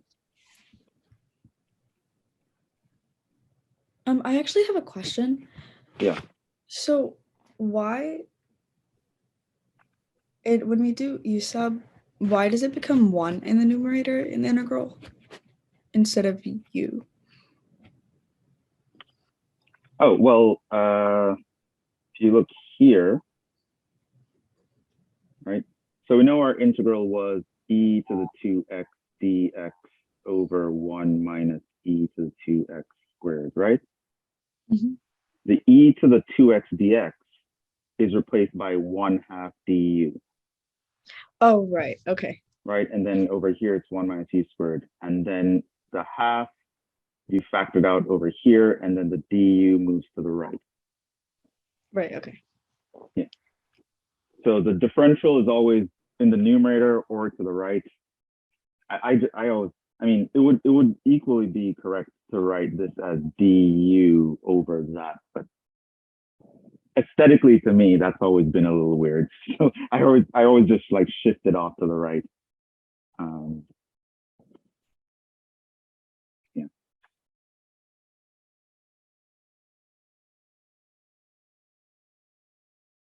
But yeah, that's that. And that's kind of all I wanted to do for hyperbolic trig functions. So we now know about inverse trig functions and their derivatives. We know about hyperbolic trig functions and their derivatives. And of course, once we know about derivatives, we kind of also know about integrals because, you know, every derivative formula is an antiderivative formula in reverse. So that's very nice. So again, I guess I want to take a break here because we're going to do a different topic moving on. So we're going to get into chapter 7 here. I think we're done with everything I wanted to touch on in chapter 6.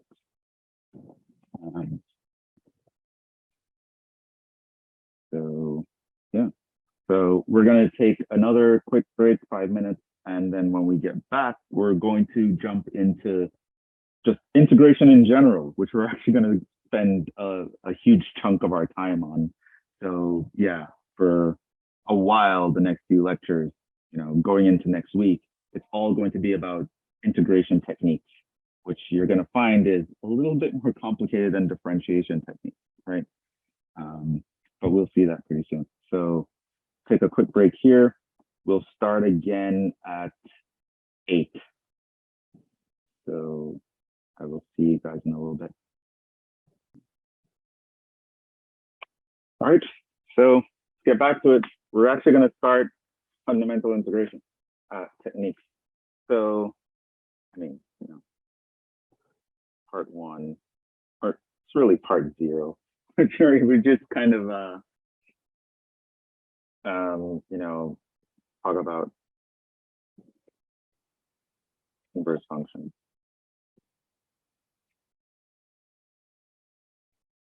And hyperbolic trig. I just wanted to introduce a new class of functions for you guys to be able to think about. But now we're actually going to get into the meat of potatoes of what calculus 2 is about. So it's really 2 main things, I would say, and their applications. So in calculus 2, one of the main things we want to learn about is how to integrate stuff, right? And just ways of computing integrals. Another big thing is like, how do we deal with series, which we're going to do towards the end, which is just like the idea of taking an infinite sum of terms or something like that, right? So those are the 2 main things. And of course, here and there, we might apply it to some stuff later on. In between that, we are going to learn about, you know, some different types of functions, and we might also learn about some applications of integration and series. But for the most part, we're really here to learn about these 2 things, integration and the fundamental techniques thereof, as well as series. So when you talk about derivatives, a lot of Calc 1 was geared towards finding out techniques of derivatives, right? So you figured out the product rule, the quotient rule, the chain rule, and you figured out all these things, and these are just ways of taking derivatives. And you got pretty far with that. And you did a lot of applications, and you talked about a lot of concepts of calculus. It turns out that integration is actually a lot harder than differentiation. So we are going to spend a lot of time on different techniques. One technique you already learned, which is substitution, is one technique that we've been using here, right? Like u equals something, And the idea is to make it look like some other basic rule that you know. So we have these basic rules over here. Like this one, right? So this was just this basic rule that we know, and we can use substitution to make other things look like this thing so that we can apply it. And this is a technique of integration, right? Called substitution. So we're going to look at other techniques like that. But as you probably figured out, just as for substitution, knowing some basic rules in the first place is actually very helpful. So you should actually know what the integrals of basic functions look like, because ultimately any technique you do is going to bring you back to those guys where you can actually solve the problem. So I copied some basic rules over here. And I stole this from another textbook, so it's actually not like 8.1 or something. This is, it's really in chapter 7 of our text. I just snapshot these from somewhere else. So yeah, these are just some rules that we're going to know now. And most of them you kind of already know because you know the reverse direction from differentiation rules. So for example, you know, like the integral of cosine is going to be sine. Well, yeah, because the derivative of sine is cosine. So that actually makes a lot of sense. So a lot of these rules you're going to already be familiar with because you know them in the other direction. But now I just want to list some other basic formulas for you. There are some that I don't expect you to remember probably, so I'm not really gonna kind of ignore that. Kind of ignore that.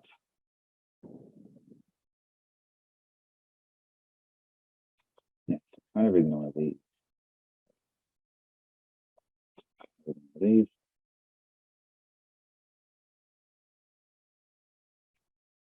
Probably will never ask you about that either.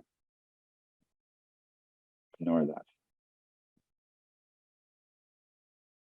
Yeah, but the rest I kind of expect you to remember. And most of them I sort of expect you to remember from your differentiation days, you know, way back when, probably in the spring. Okay, so these are just some basic rules that you can have things look like. So via substitution, you can get something to look like the left side of one of these basic rules, for example, and that will tell you how to actually compute the integral, right? So just knowing the basic rules is going to be a very important thing. So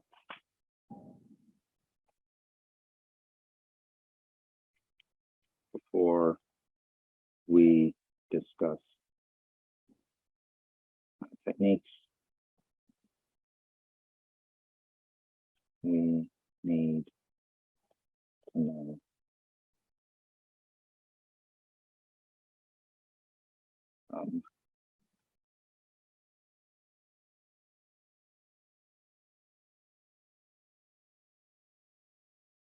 basic rules.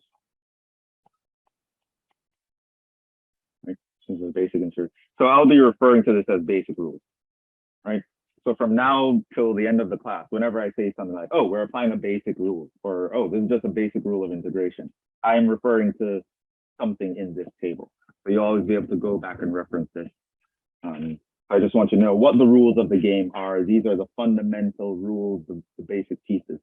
And ultimately, whatever technique we apply, the goal is sort of to get this complicated looking mess to look like one of these basic rules so that we know how to deal with it in a sort of a similar fashion that substitution is used for this purpose. Okay, so this is kind of where it all begins.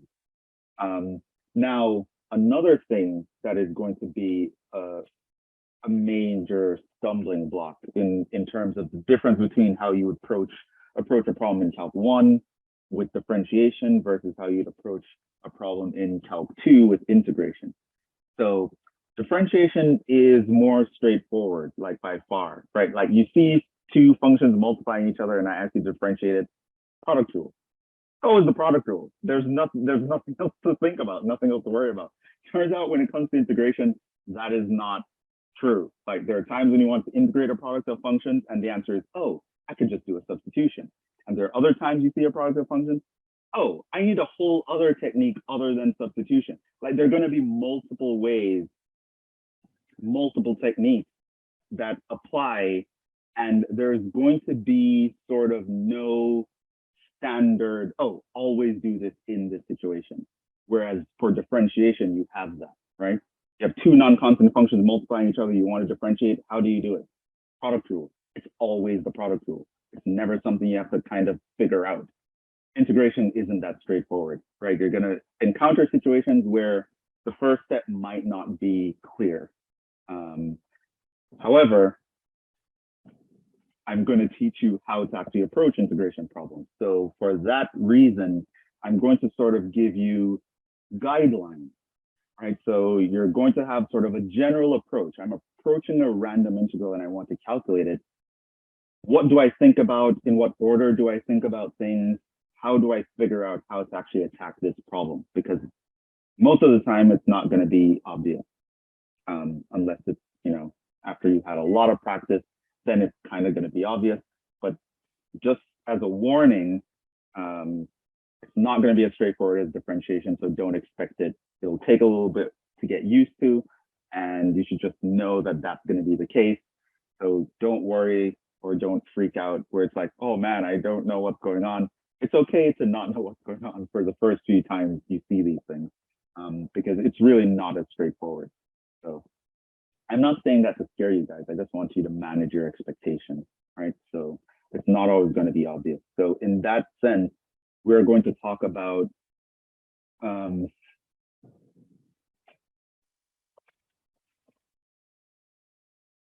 so computing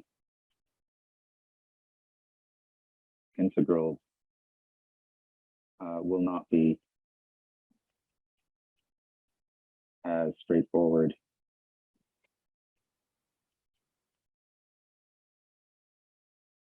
as computing derivatives.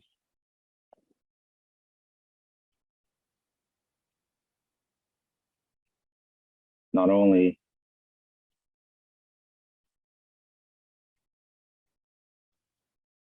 will we need to know techniques,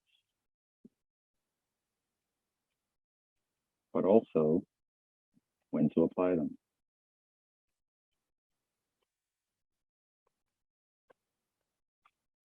And you're also going to have these strange situations where the answers can look different, but they're both correct.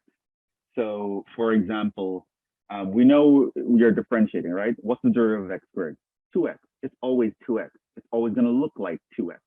However, if I ask you about the integral of something, it turns out that the answer can look very different, but they're all correct answers as well. So there's that dimension to it as well. And don't worry, we're going to deal with it. Again, I don't want to scare you, but I just want you to be mentally prepared for what we're about to embark on.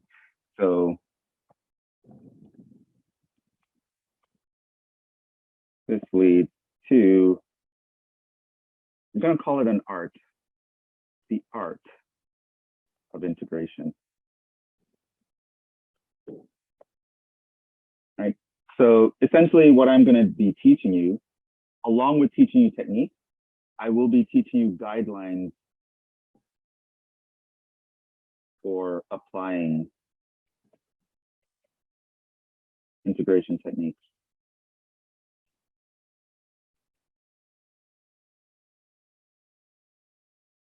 To random integrals.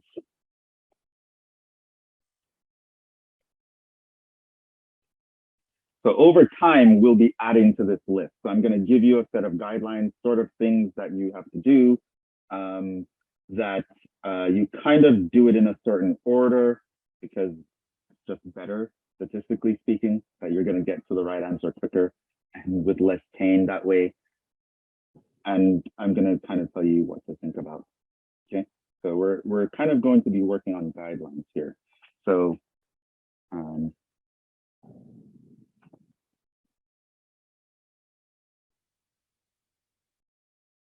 we'll add to this over time. and summarize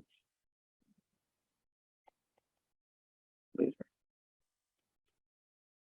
Okay, so when faced with computing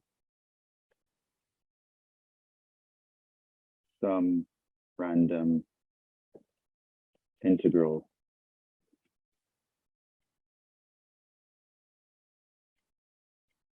f of x dx, do the following. Okay, so here's going to be some things that you're going to want and how you're going to want to approach a problem, right? So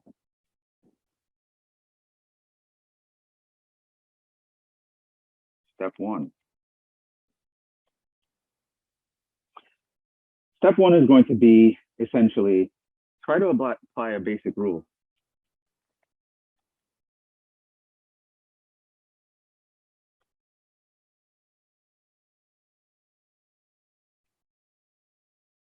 Now, these are going to be ones where, you know, you look at the integral and it's going to be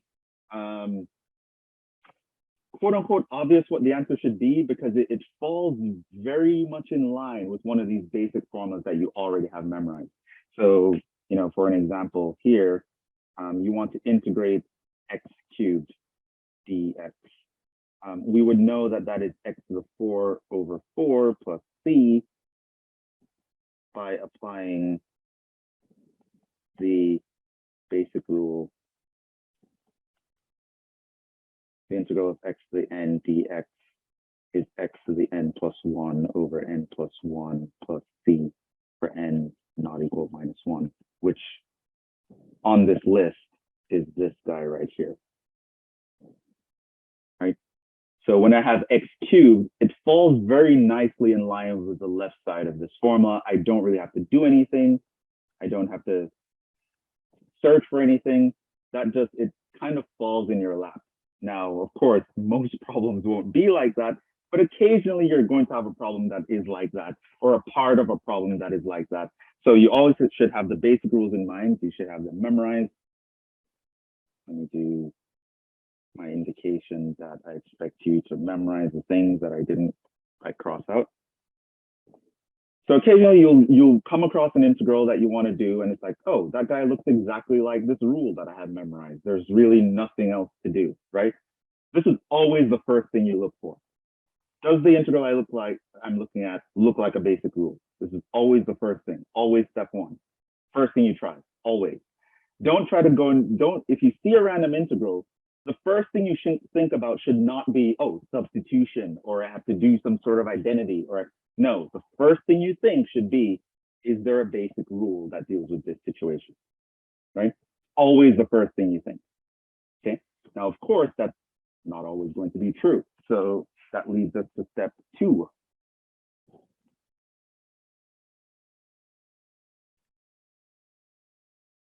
Try to simplify or rewrite so that you can apply a basic rule.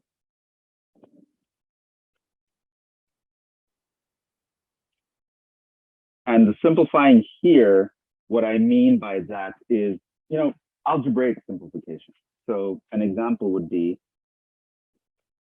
I can ask you to integrate something like this, you know, like x cubed plus 5x squared minus 4 over x cubed. Okay. So that already looks a little bit more complicated, right? It's not just like an x cubed. It's like this whole blah, right? But it turns out that this guy also isn't so bad because I can actually simplify this, right? I can divide x cubed into each term. So that would leave me with a 1 here plus a 5 over x here minus a 4 over x cubed here. Which, I mean, you could write this out in another way. 5 times 1 over x minus 4 times minus 4x to the minus 3 dx, right? Which, you know, integration distributes across sums. So in your mind, you know that this is really what you're doing.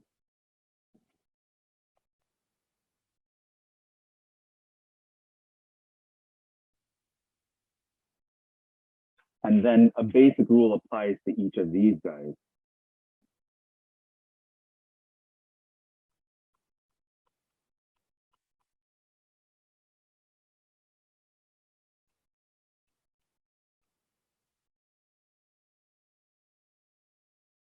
Right? So in the original way that you encounter this integral, it's like, what the heck is that? Like this, it's this rational function, right? But it's a nice rational function because there's only a single term in the denominator that I can just divide into each term in the numerator, and I can get a bunch of things where it's like, the first term is just using the power rule, the last term is using the power rule, the middle term is using the ln rule, right? So ultimately, I can get that this is going to be x is the antiderivative of 1 plus 5 ln absolute value of x minus 4x, you add 1 to the power, divide by the new power, plus c.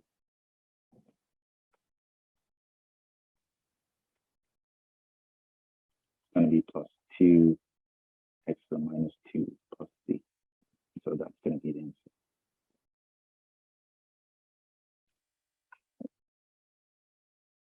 And as I said before, when it comes to how much work you should be showing on tests, I will write out exactly how much I expect you to write out. If I write something in a different color, it means that I would let it slide if you didn't actually write out these 2 lines. It's okay to do this part in your head. I would also say though, don't try to do stuff in your head when you're not comfortable doing them in your head. Write out as much as you need to follow along with your own steps. But in regards to me, the step of like understanding that the integral of a sum is the sum of integrals, that's something that I would be okay with you knowing that in your head. Like when I have the integral and there's this plus that in your head, you know, you're thinking the integral of this plus the integral of that plus the integral of that. You don't need an extra line where you write down the 3 integrals. I would know that in your mind, you know, there are really 3 separate integrals. Okay. Okay. So this is another kind of scenario. So it's when something looks complicated, but it's actually not that complicated because you can actually use algebra to rewrite things in a non-complicated way, in a basic way, right? Where the basic formulas would apply, right? So yeah, if you see a random integral, the first thing you try to do, the first thing you always try to do is, does this look like a basic rule? If it does, awesome. You just apply the basic rule and you're done. If it doesn't, the next thing you should ask yourself, can I manipulate this somehow to look like a basic rule? Can I simplify something? Can I factor something out? Can I divide into something? Can I apply some easy algebraic identity, right? Not calculus simplification, right? Algebraic simplification, right? So I'm talking about algebraically simplify. Okay. And that is always the second thing that you try to do. Okay.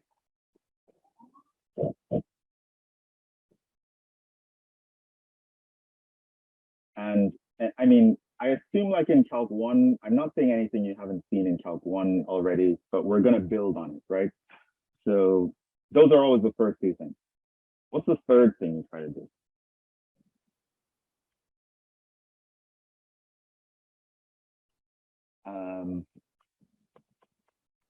The third thing is actually to try a technique.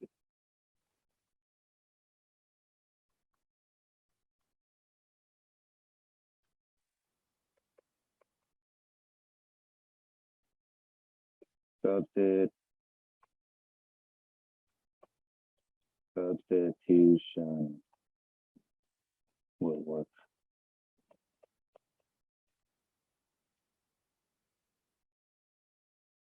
So, of course, I mean integration by substitution.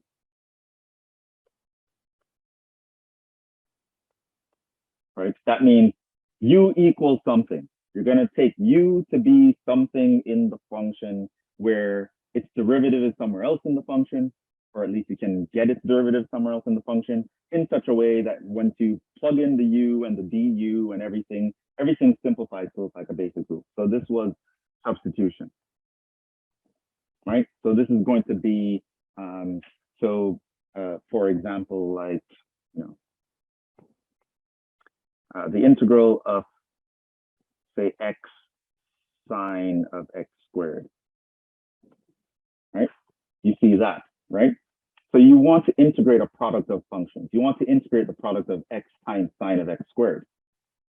So what you can do here is to realize that, hey, if I make this guy my u, this here is going to be my du, and that could greatly simplify it and put me in a situation for a basic rule. So what you can do here is say u equals x squared. Your du would be 2x dx. So this means 1/2 du is equal to x dx. And so you plug that in here. And so this is actually going to be equivalent to 1/2 times the integral of sine u du. And then you can actually integrate that. What's the integral of sine?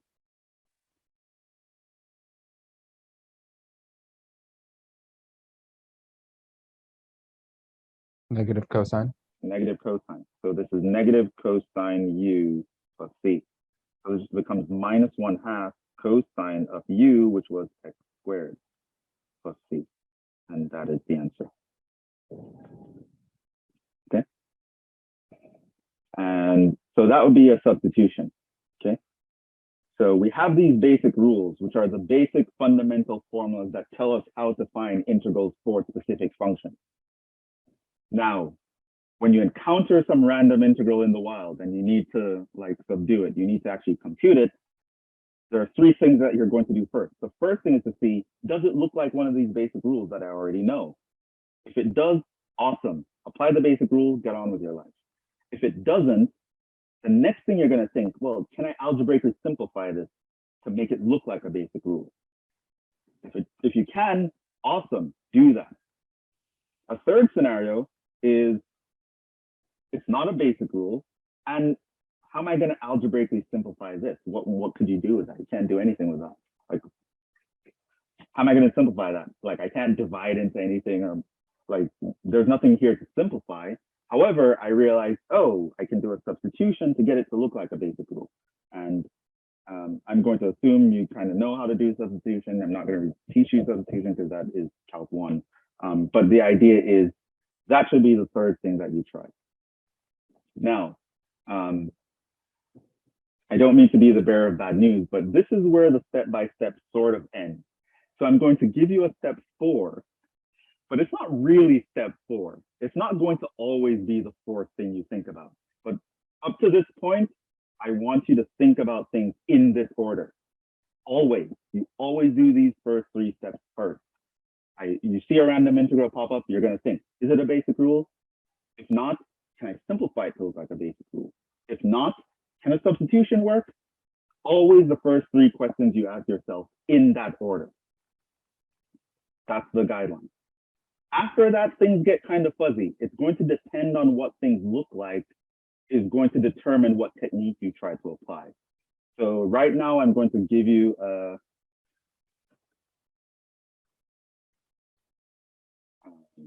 I should actually write that down in the notes for anyone who missed what I said.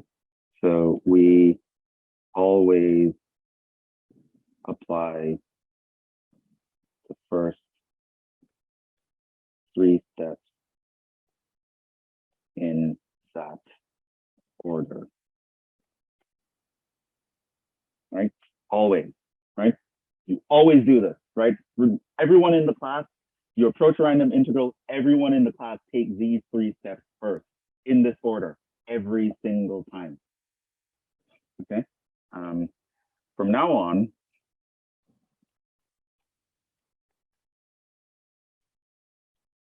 there is no standard order.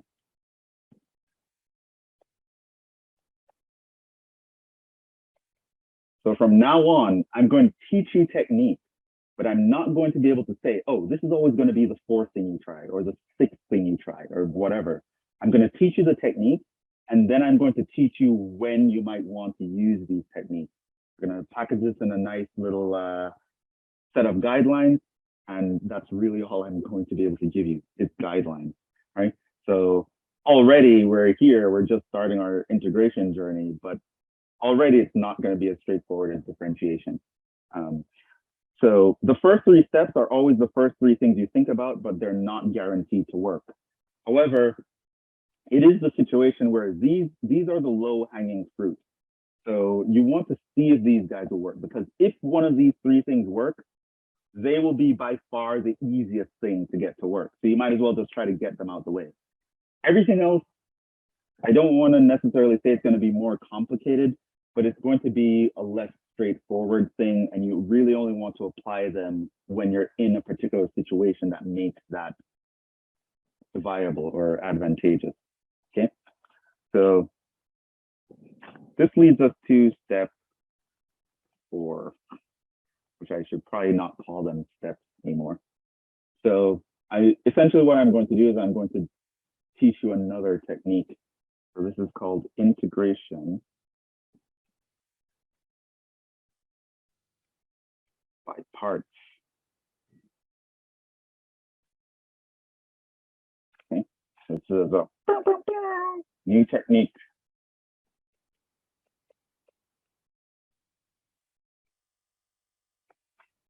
At least it's probably new for most of you. So we know that what substitution really is. It's the reverse of the chain rule, right? So you have the chain rule. We know the chain rule from derivatives. If you try to reverse the process of the chain rule, you end up with substitution, and that's how we get substitution. Integration by parts is actually the reverse of the product rule.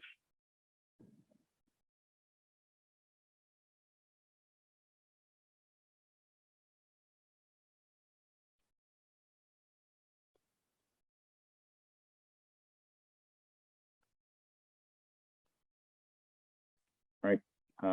Substitution is really the reverse of the chain rule. It's when you have an inside, it's when you have like a u prime on the outside. You'll notice that, like, if this is your u, then this is like your u prime. So it actually, it's like the chain rule, but there might be a constant factor that is applied.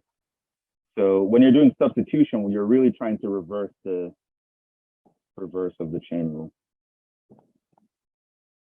Substitution only works when you have that sort of scenario, where there's something where there's like a u in your formula, but there's also attached to it some guy that you can make look like a u prime, right?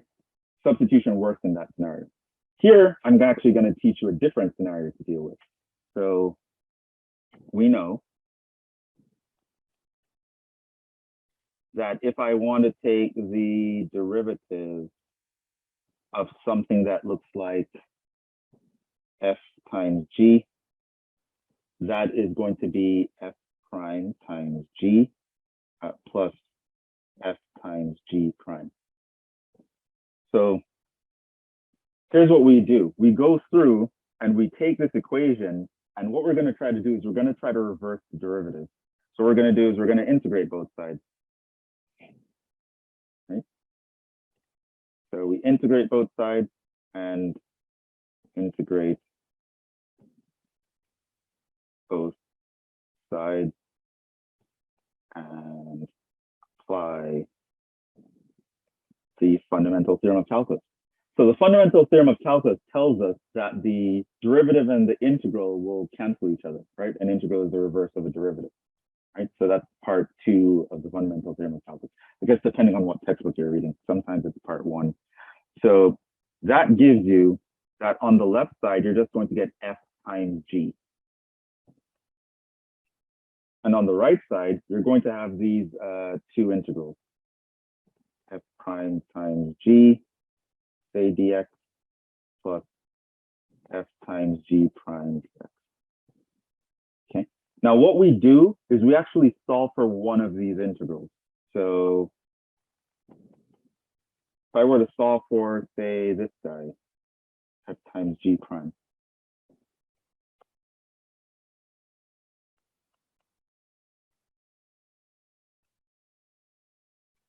I would get f times g minus the integral of f prime times g.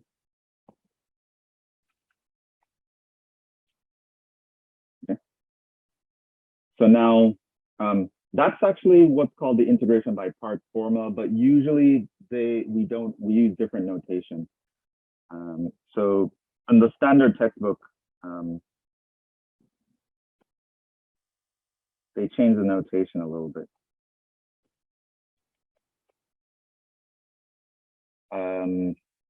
Let f, the function f of x, they call u. The function g of x, they call v, which also means that f prime of x would be called du, and g prime of x will be called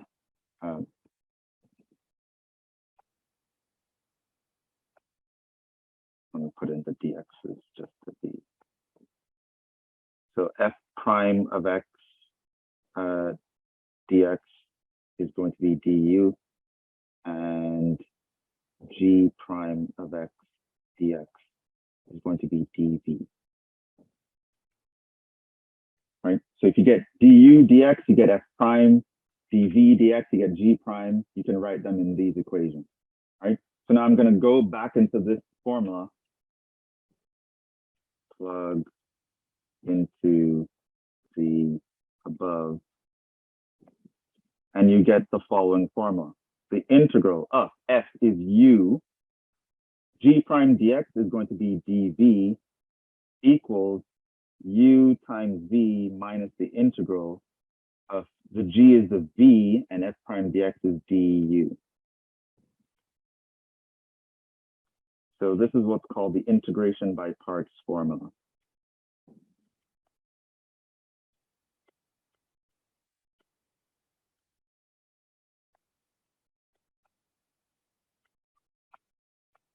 It is something that I expect you to memorize. It's something that we know now.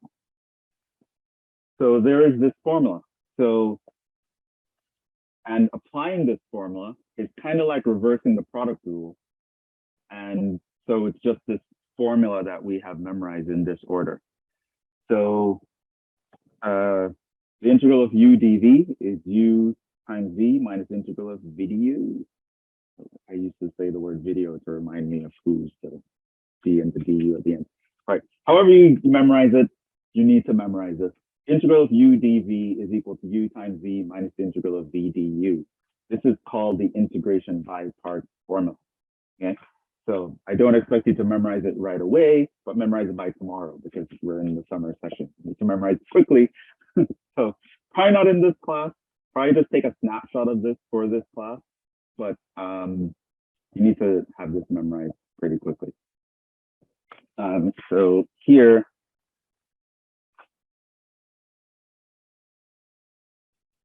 the u and dv on the left are referred to as the part. So essentially, when you look at an integral, you can look at it as something that has two parts. So there's a u part and a dv part. And then once you identify these parts, you can apply this formula. So it turns out the integral that looks like something in parts on the left, you can actually compute that by doing the expression on the right.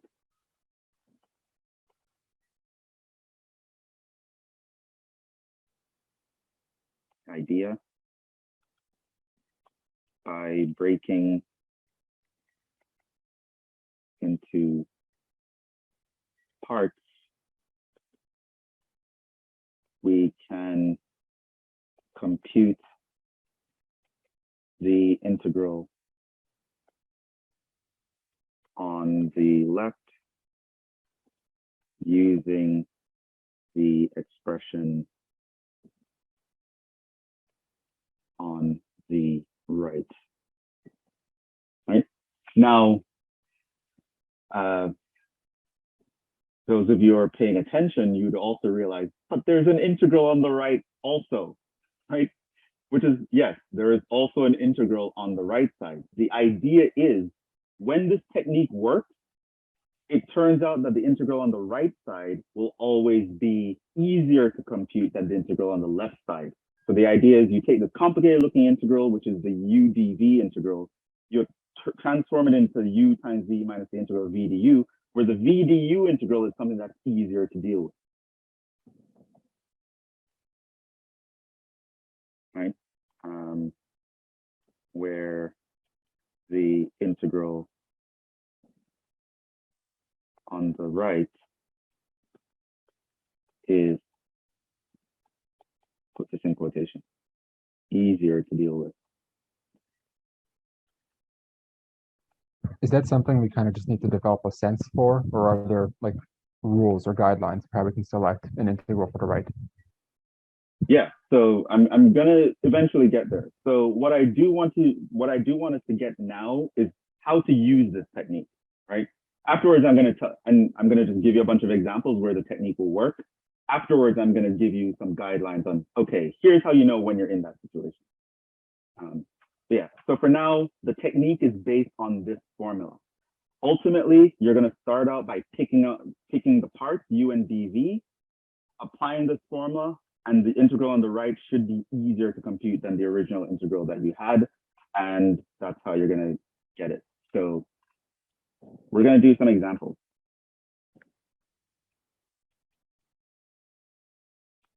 So I'm gonna write them all out.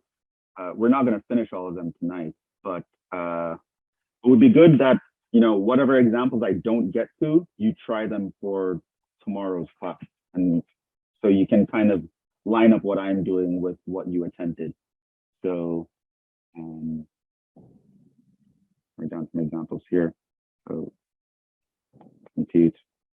Sometimes use the word evaluate just for some variety.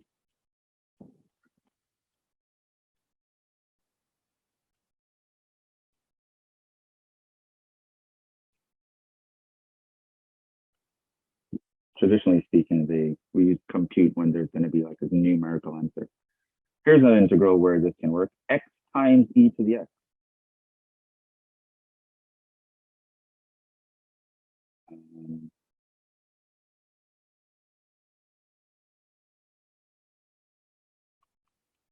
X squared times ln x.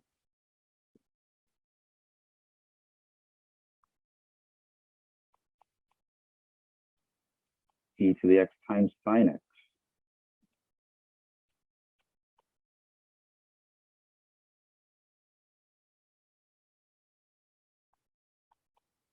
X cubed e to the x. So you might be noticing something here, which is kind of going to hint towards the question that you asked me just now, Maxim, is when do you kind of know when you want to do this? You kind of have two different kinds of functions stuck together. I wonder if you notice that, like there's an x and an e to the x, or a polynomial and a logarithm, or an exponential and a trig function, or, you know, something, two different kinds of functions stuck together where substitution doesn't help. Like, how are you going to do that with substitution? Right? You say u equals x, always a bad substitution. That literally just changes all your variables from x's to u and leave you with the same scenario. So you go, okay, u equals e to the x. All right, so my du is going to be e to the x dx. What do I do with that? Maybe I can change into an ln, but it turns out that we don't know how to integrate an ln. In fact, this technique can actually show you how to integrate an ln, which is in fact going to be one of the problems we want to do. How do we integrate ln? Turns out you can actually use this technique to figure that out. Maybe I'll use that.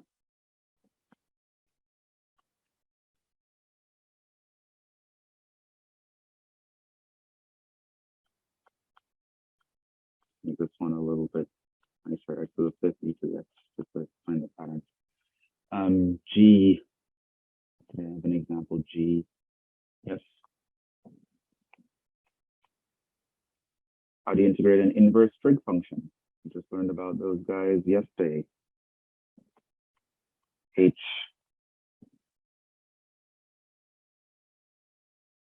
Look at this guy. E to the square root of x. It's going to be interesting. I.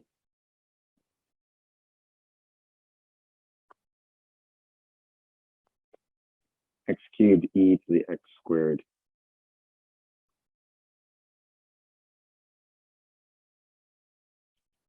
J. X squared e to the x cubed.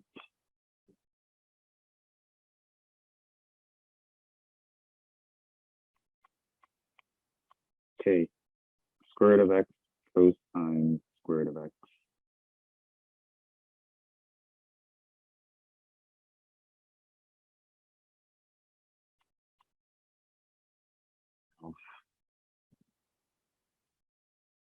Lots of examples.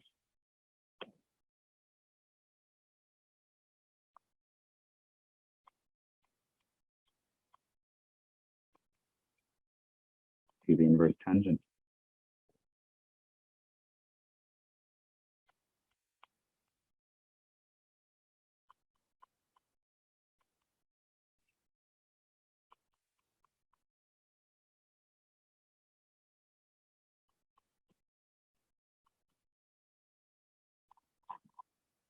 So that's that.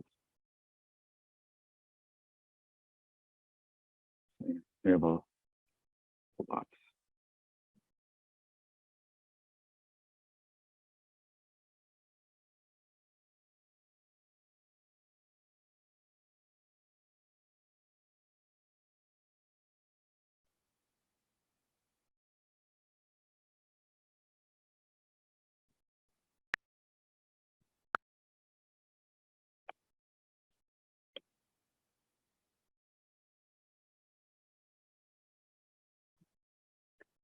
So you already have them in the notes, but you can actually also take a snapshot here.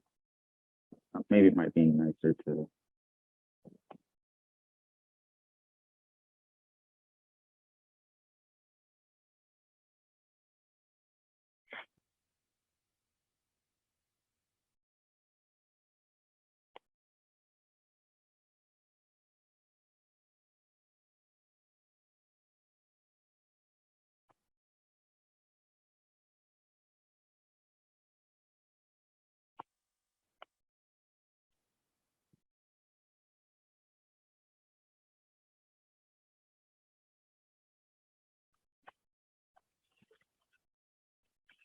You can take a picture of that with your phone or just look at the notes that you have from that link.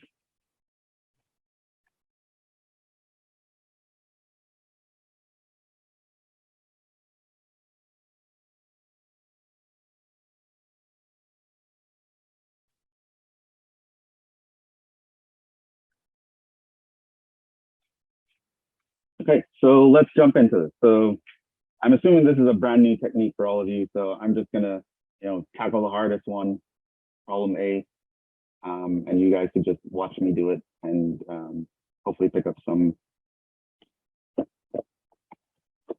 ideas along the way of how this will work.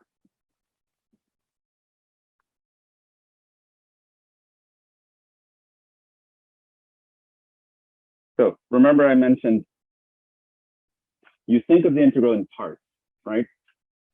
So I'm on an exam or a test or something, I see this integral. What do? Is this a basic rule? No. Can I simplify it to a basic rule? No. Would a substitution work? Wait, what would I substitute? U equals x doesn't make sense. U equals e to the x. I don't know what I'm going to do with u equals e to the x. The x is going to be an ln. I don't know how to integrate ln, blah, blah, blah. Right? So substitution, no. Right? Now you think, oh, it's a product of two different kinds of functions. Maybe by parts will work. We don't know. In this case, it would. So what you have to do is you first take the part.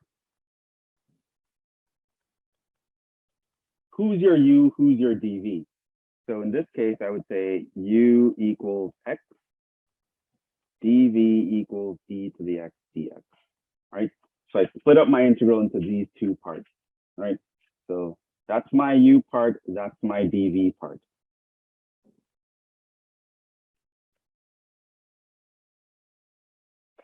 And now you're going to want to apply the other side of the formula, right? Now to get the other side of the formula, I need to know what v is, I need to know what du is, which means I'm going to differentiate one of these equations and integrate the other equation, right? So I know if u is x, my du must just be dx. I know if dv is this, my v must be that, right? So for this one, I integrate. And for this one, I differentiate.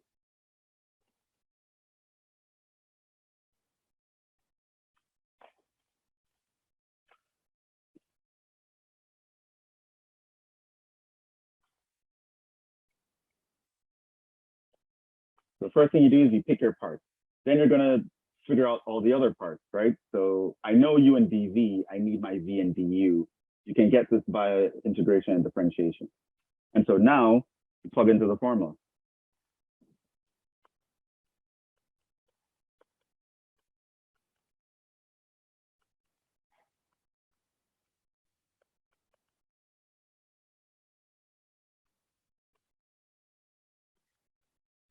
So I know I have x e to the x dx.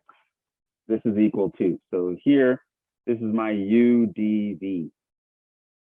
What should I get? U times v minus the integral of v times du. My u is x.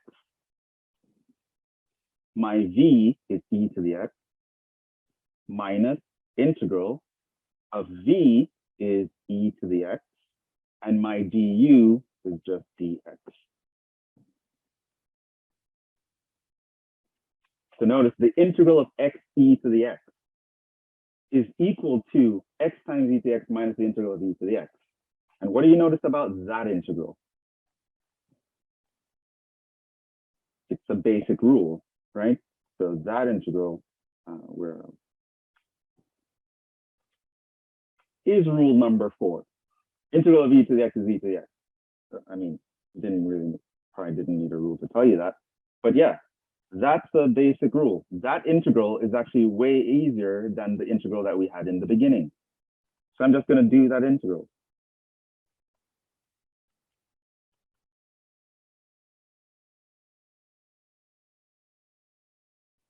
Basic rule.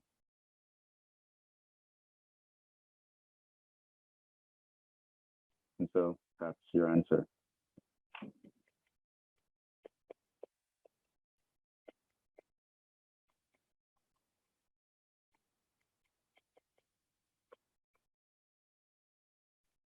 That's not something you have to memorize. I'm just boxing it to show you that it's the answer.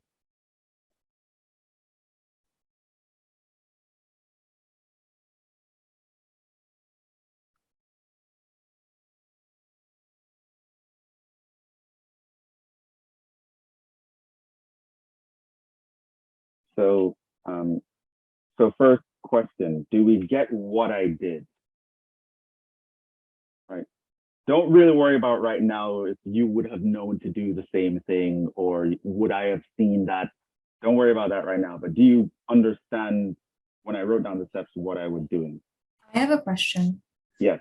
When you're deciding what u is and what du is, when you do the differentiation and the integration part, how do you separate that and how do you know which step to plug it in? Great, that you anticipated my next question. So that is a reasonable question. How do I know I picked the right part?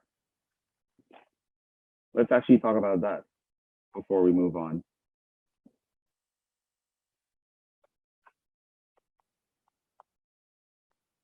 How do we know we picked the right parts? Like if I made the opposite choice, would things have worked out? Well, let's see. So suppose we did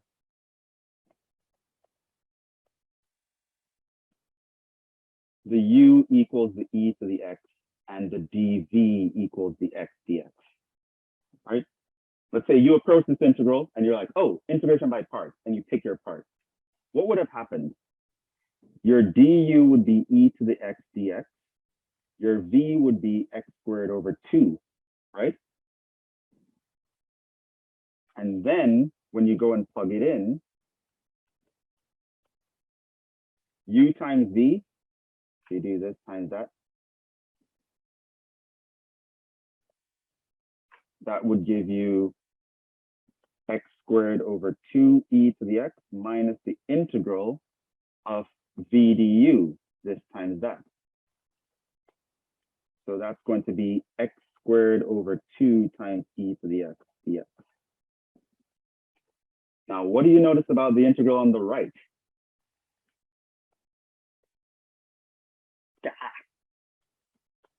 This is worse than the original.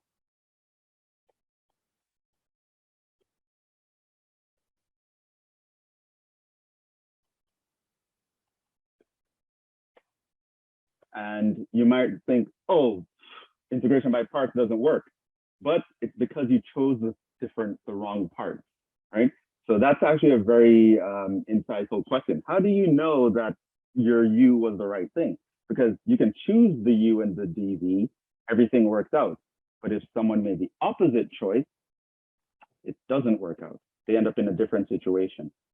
So yeah, so now I'm going to tell you how to choose, because we actually know how to choose.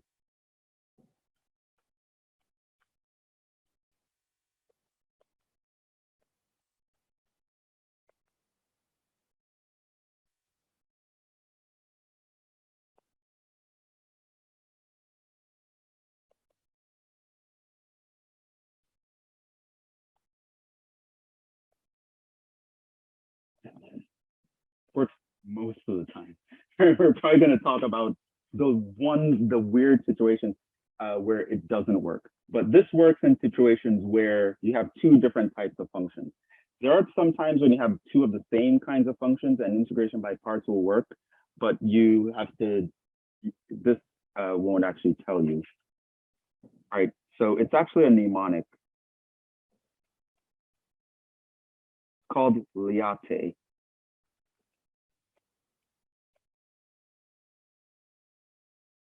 So this gives the order in which to choose u. So if you line it up, L-I-A-T-E. So R in the class gets to be u first.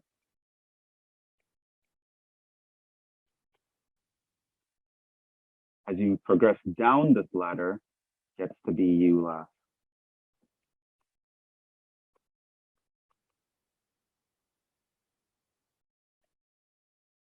And what am I talking about? These guys actually stand for functions. So L stands for logarithm, ln x, log to the base 5 of x, whatever. If it's a logarithm, it's an L. I stands for inverse functions, like inverse trig, sine inverse, right? That's an A. A stands for algebraic, which is a bad phrasing. They really mean polynomials.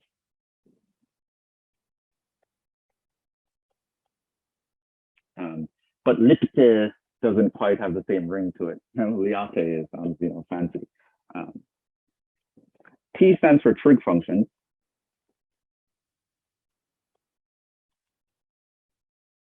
And E stands for exponentials. So you'd always pick the U to be the guy that's higher in this list. So given the integral of x e to the x dx, what you would notice is that this guy is an A, this guy is an E, this guy is your U, right? Because A is higher in the list than the E.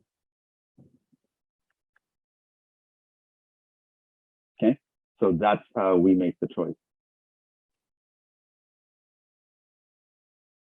Now, there's nothing mathematically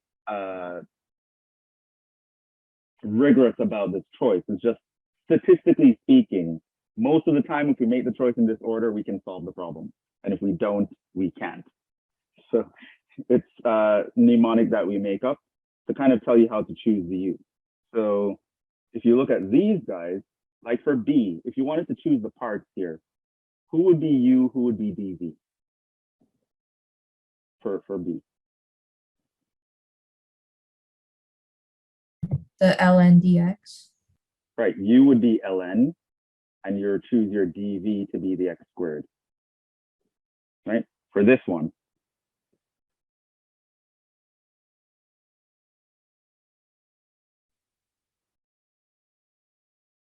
U would be e to the x.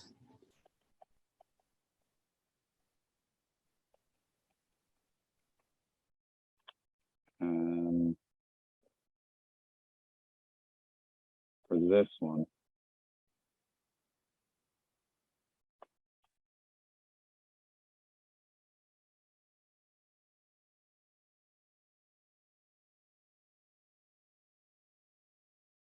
Well, that one is actually kind of weird, but I'll get to that later.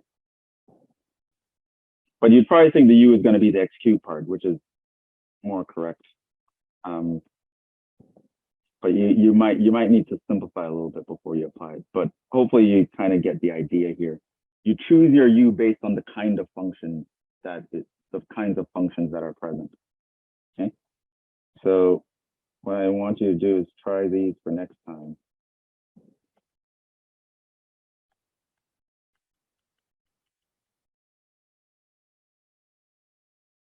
Right. Doesn't matter how far you get or if you can solve all of them, but attempt to solve all of them so you know where your gaps are and you can actually ask me meaningful questions tomorrow. Or we'll probably end there. Like I said, you can access the notes here in real time through the link at the class website, which I posted in the chat.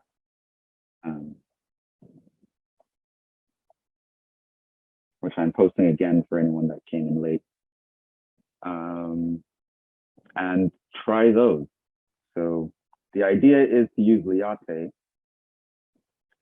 But I will warn you, for some of these, you might have to tweak them first before you start picking the parts. It's not always going to be straightforward. Like the first B and C are going to be like straightforward. You pick the parts and get to the answer.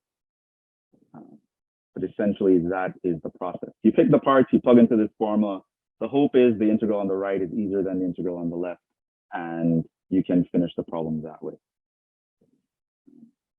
That being said, I'll give you some more guidelines next time, but for now, we're going to stop there.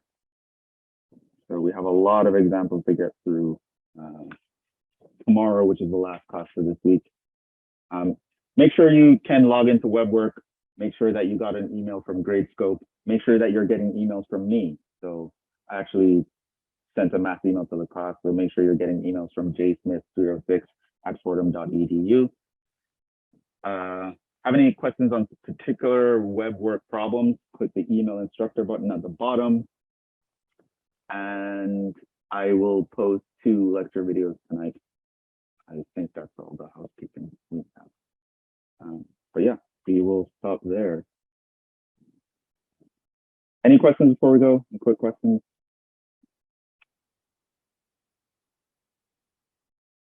All right, so that's it. I will see you guys later. So have a good night, and I will see you guys in the next one. Ciao.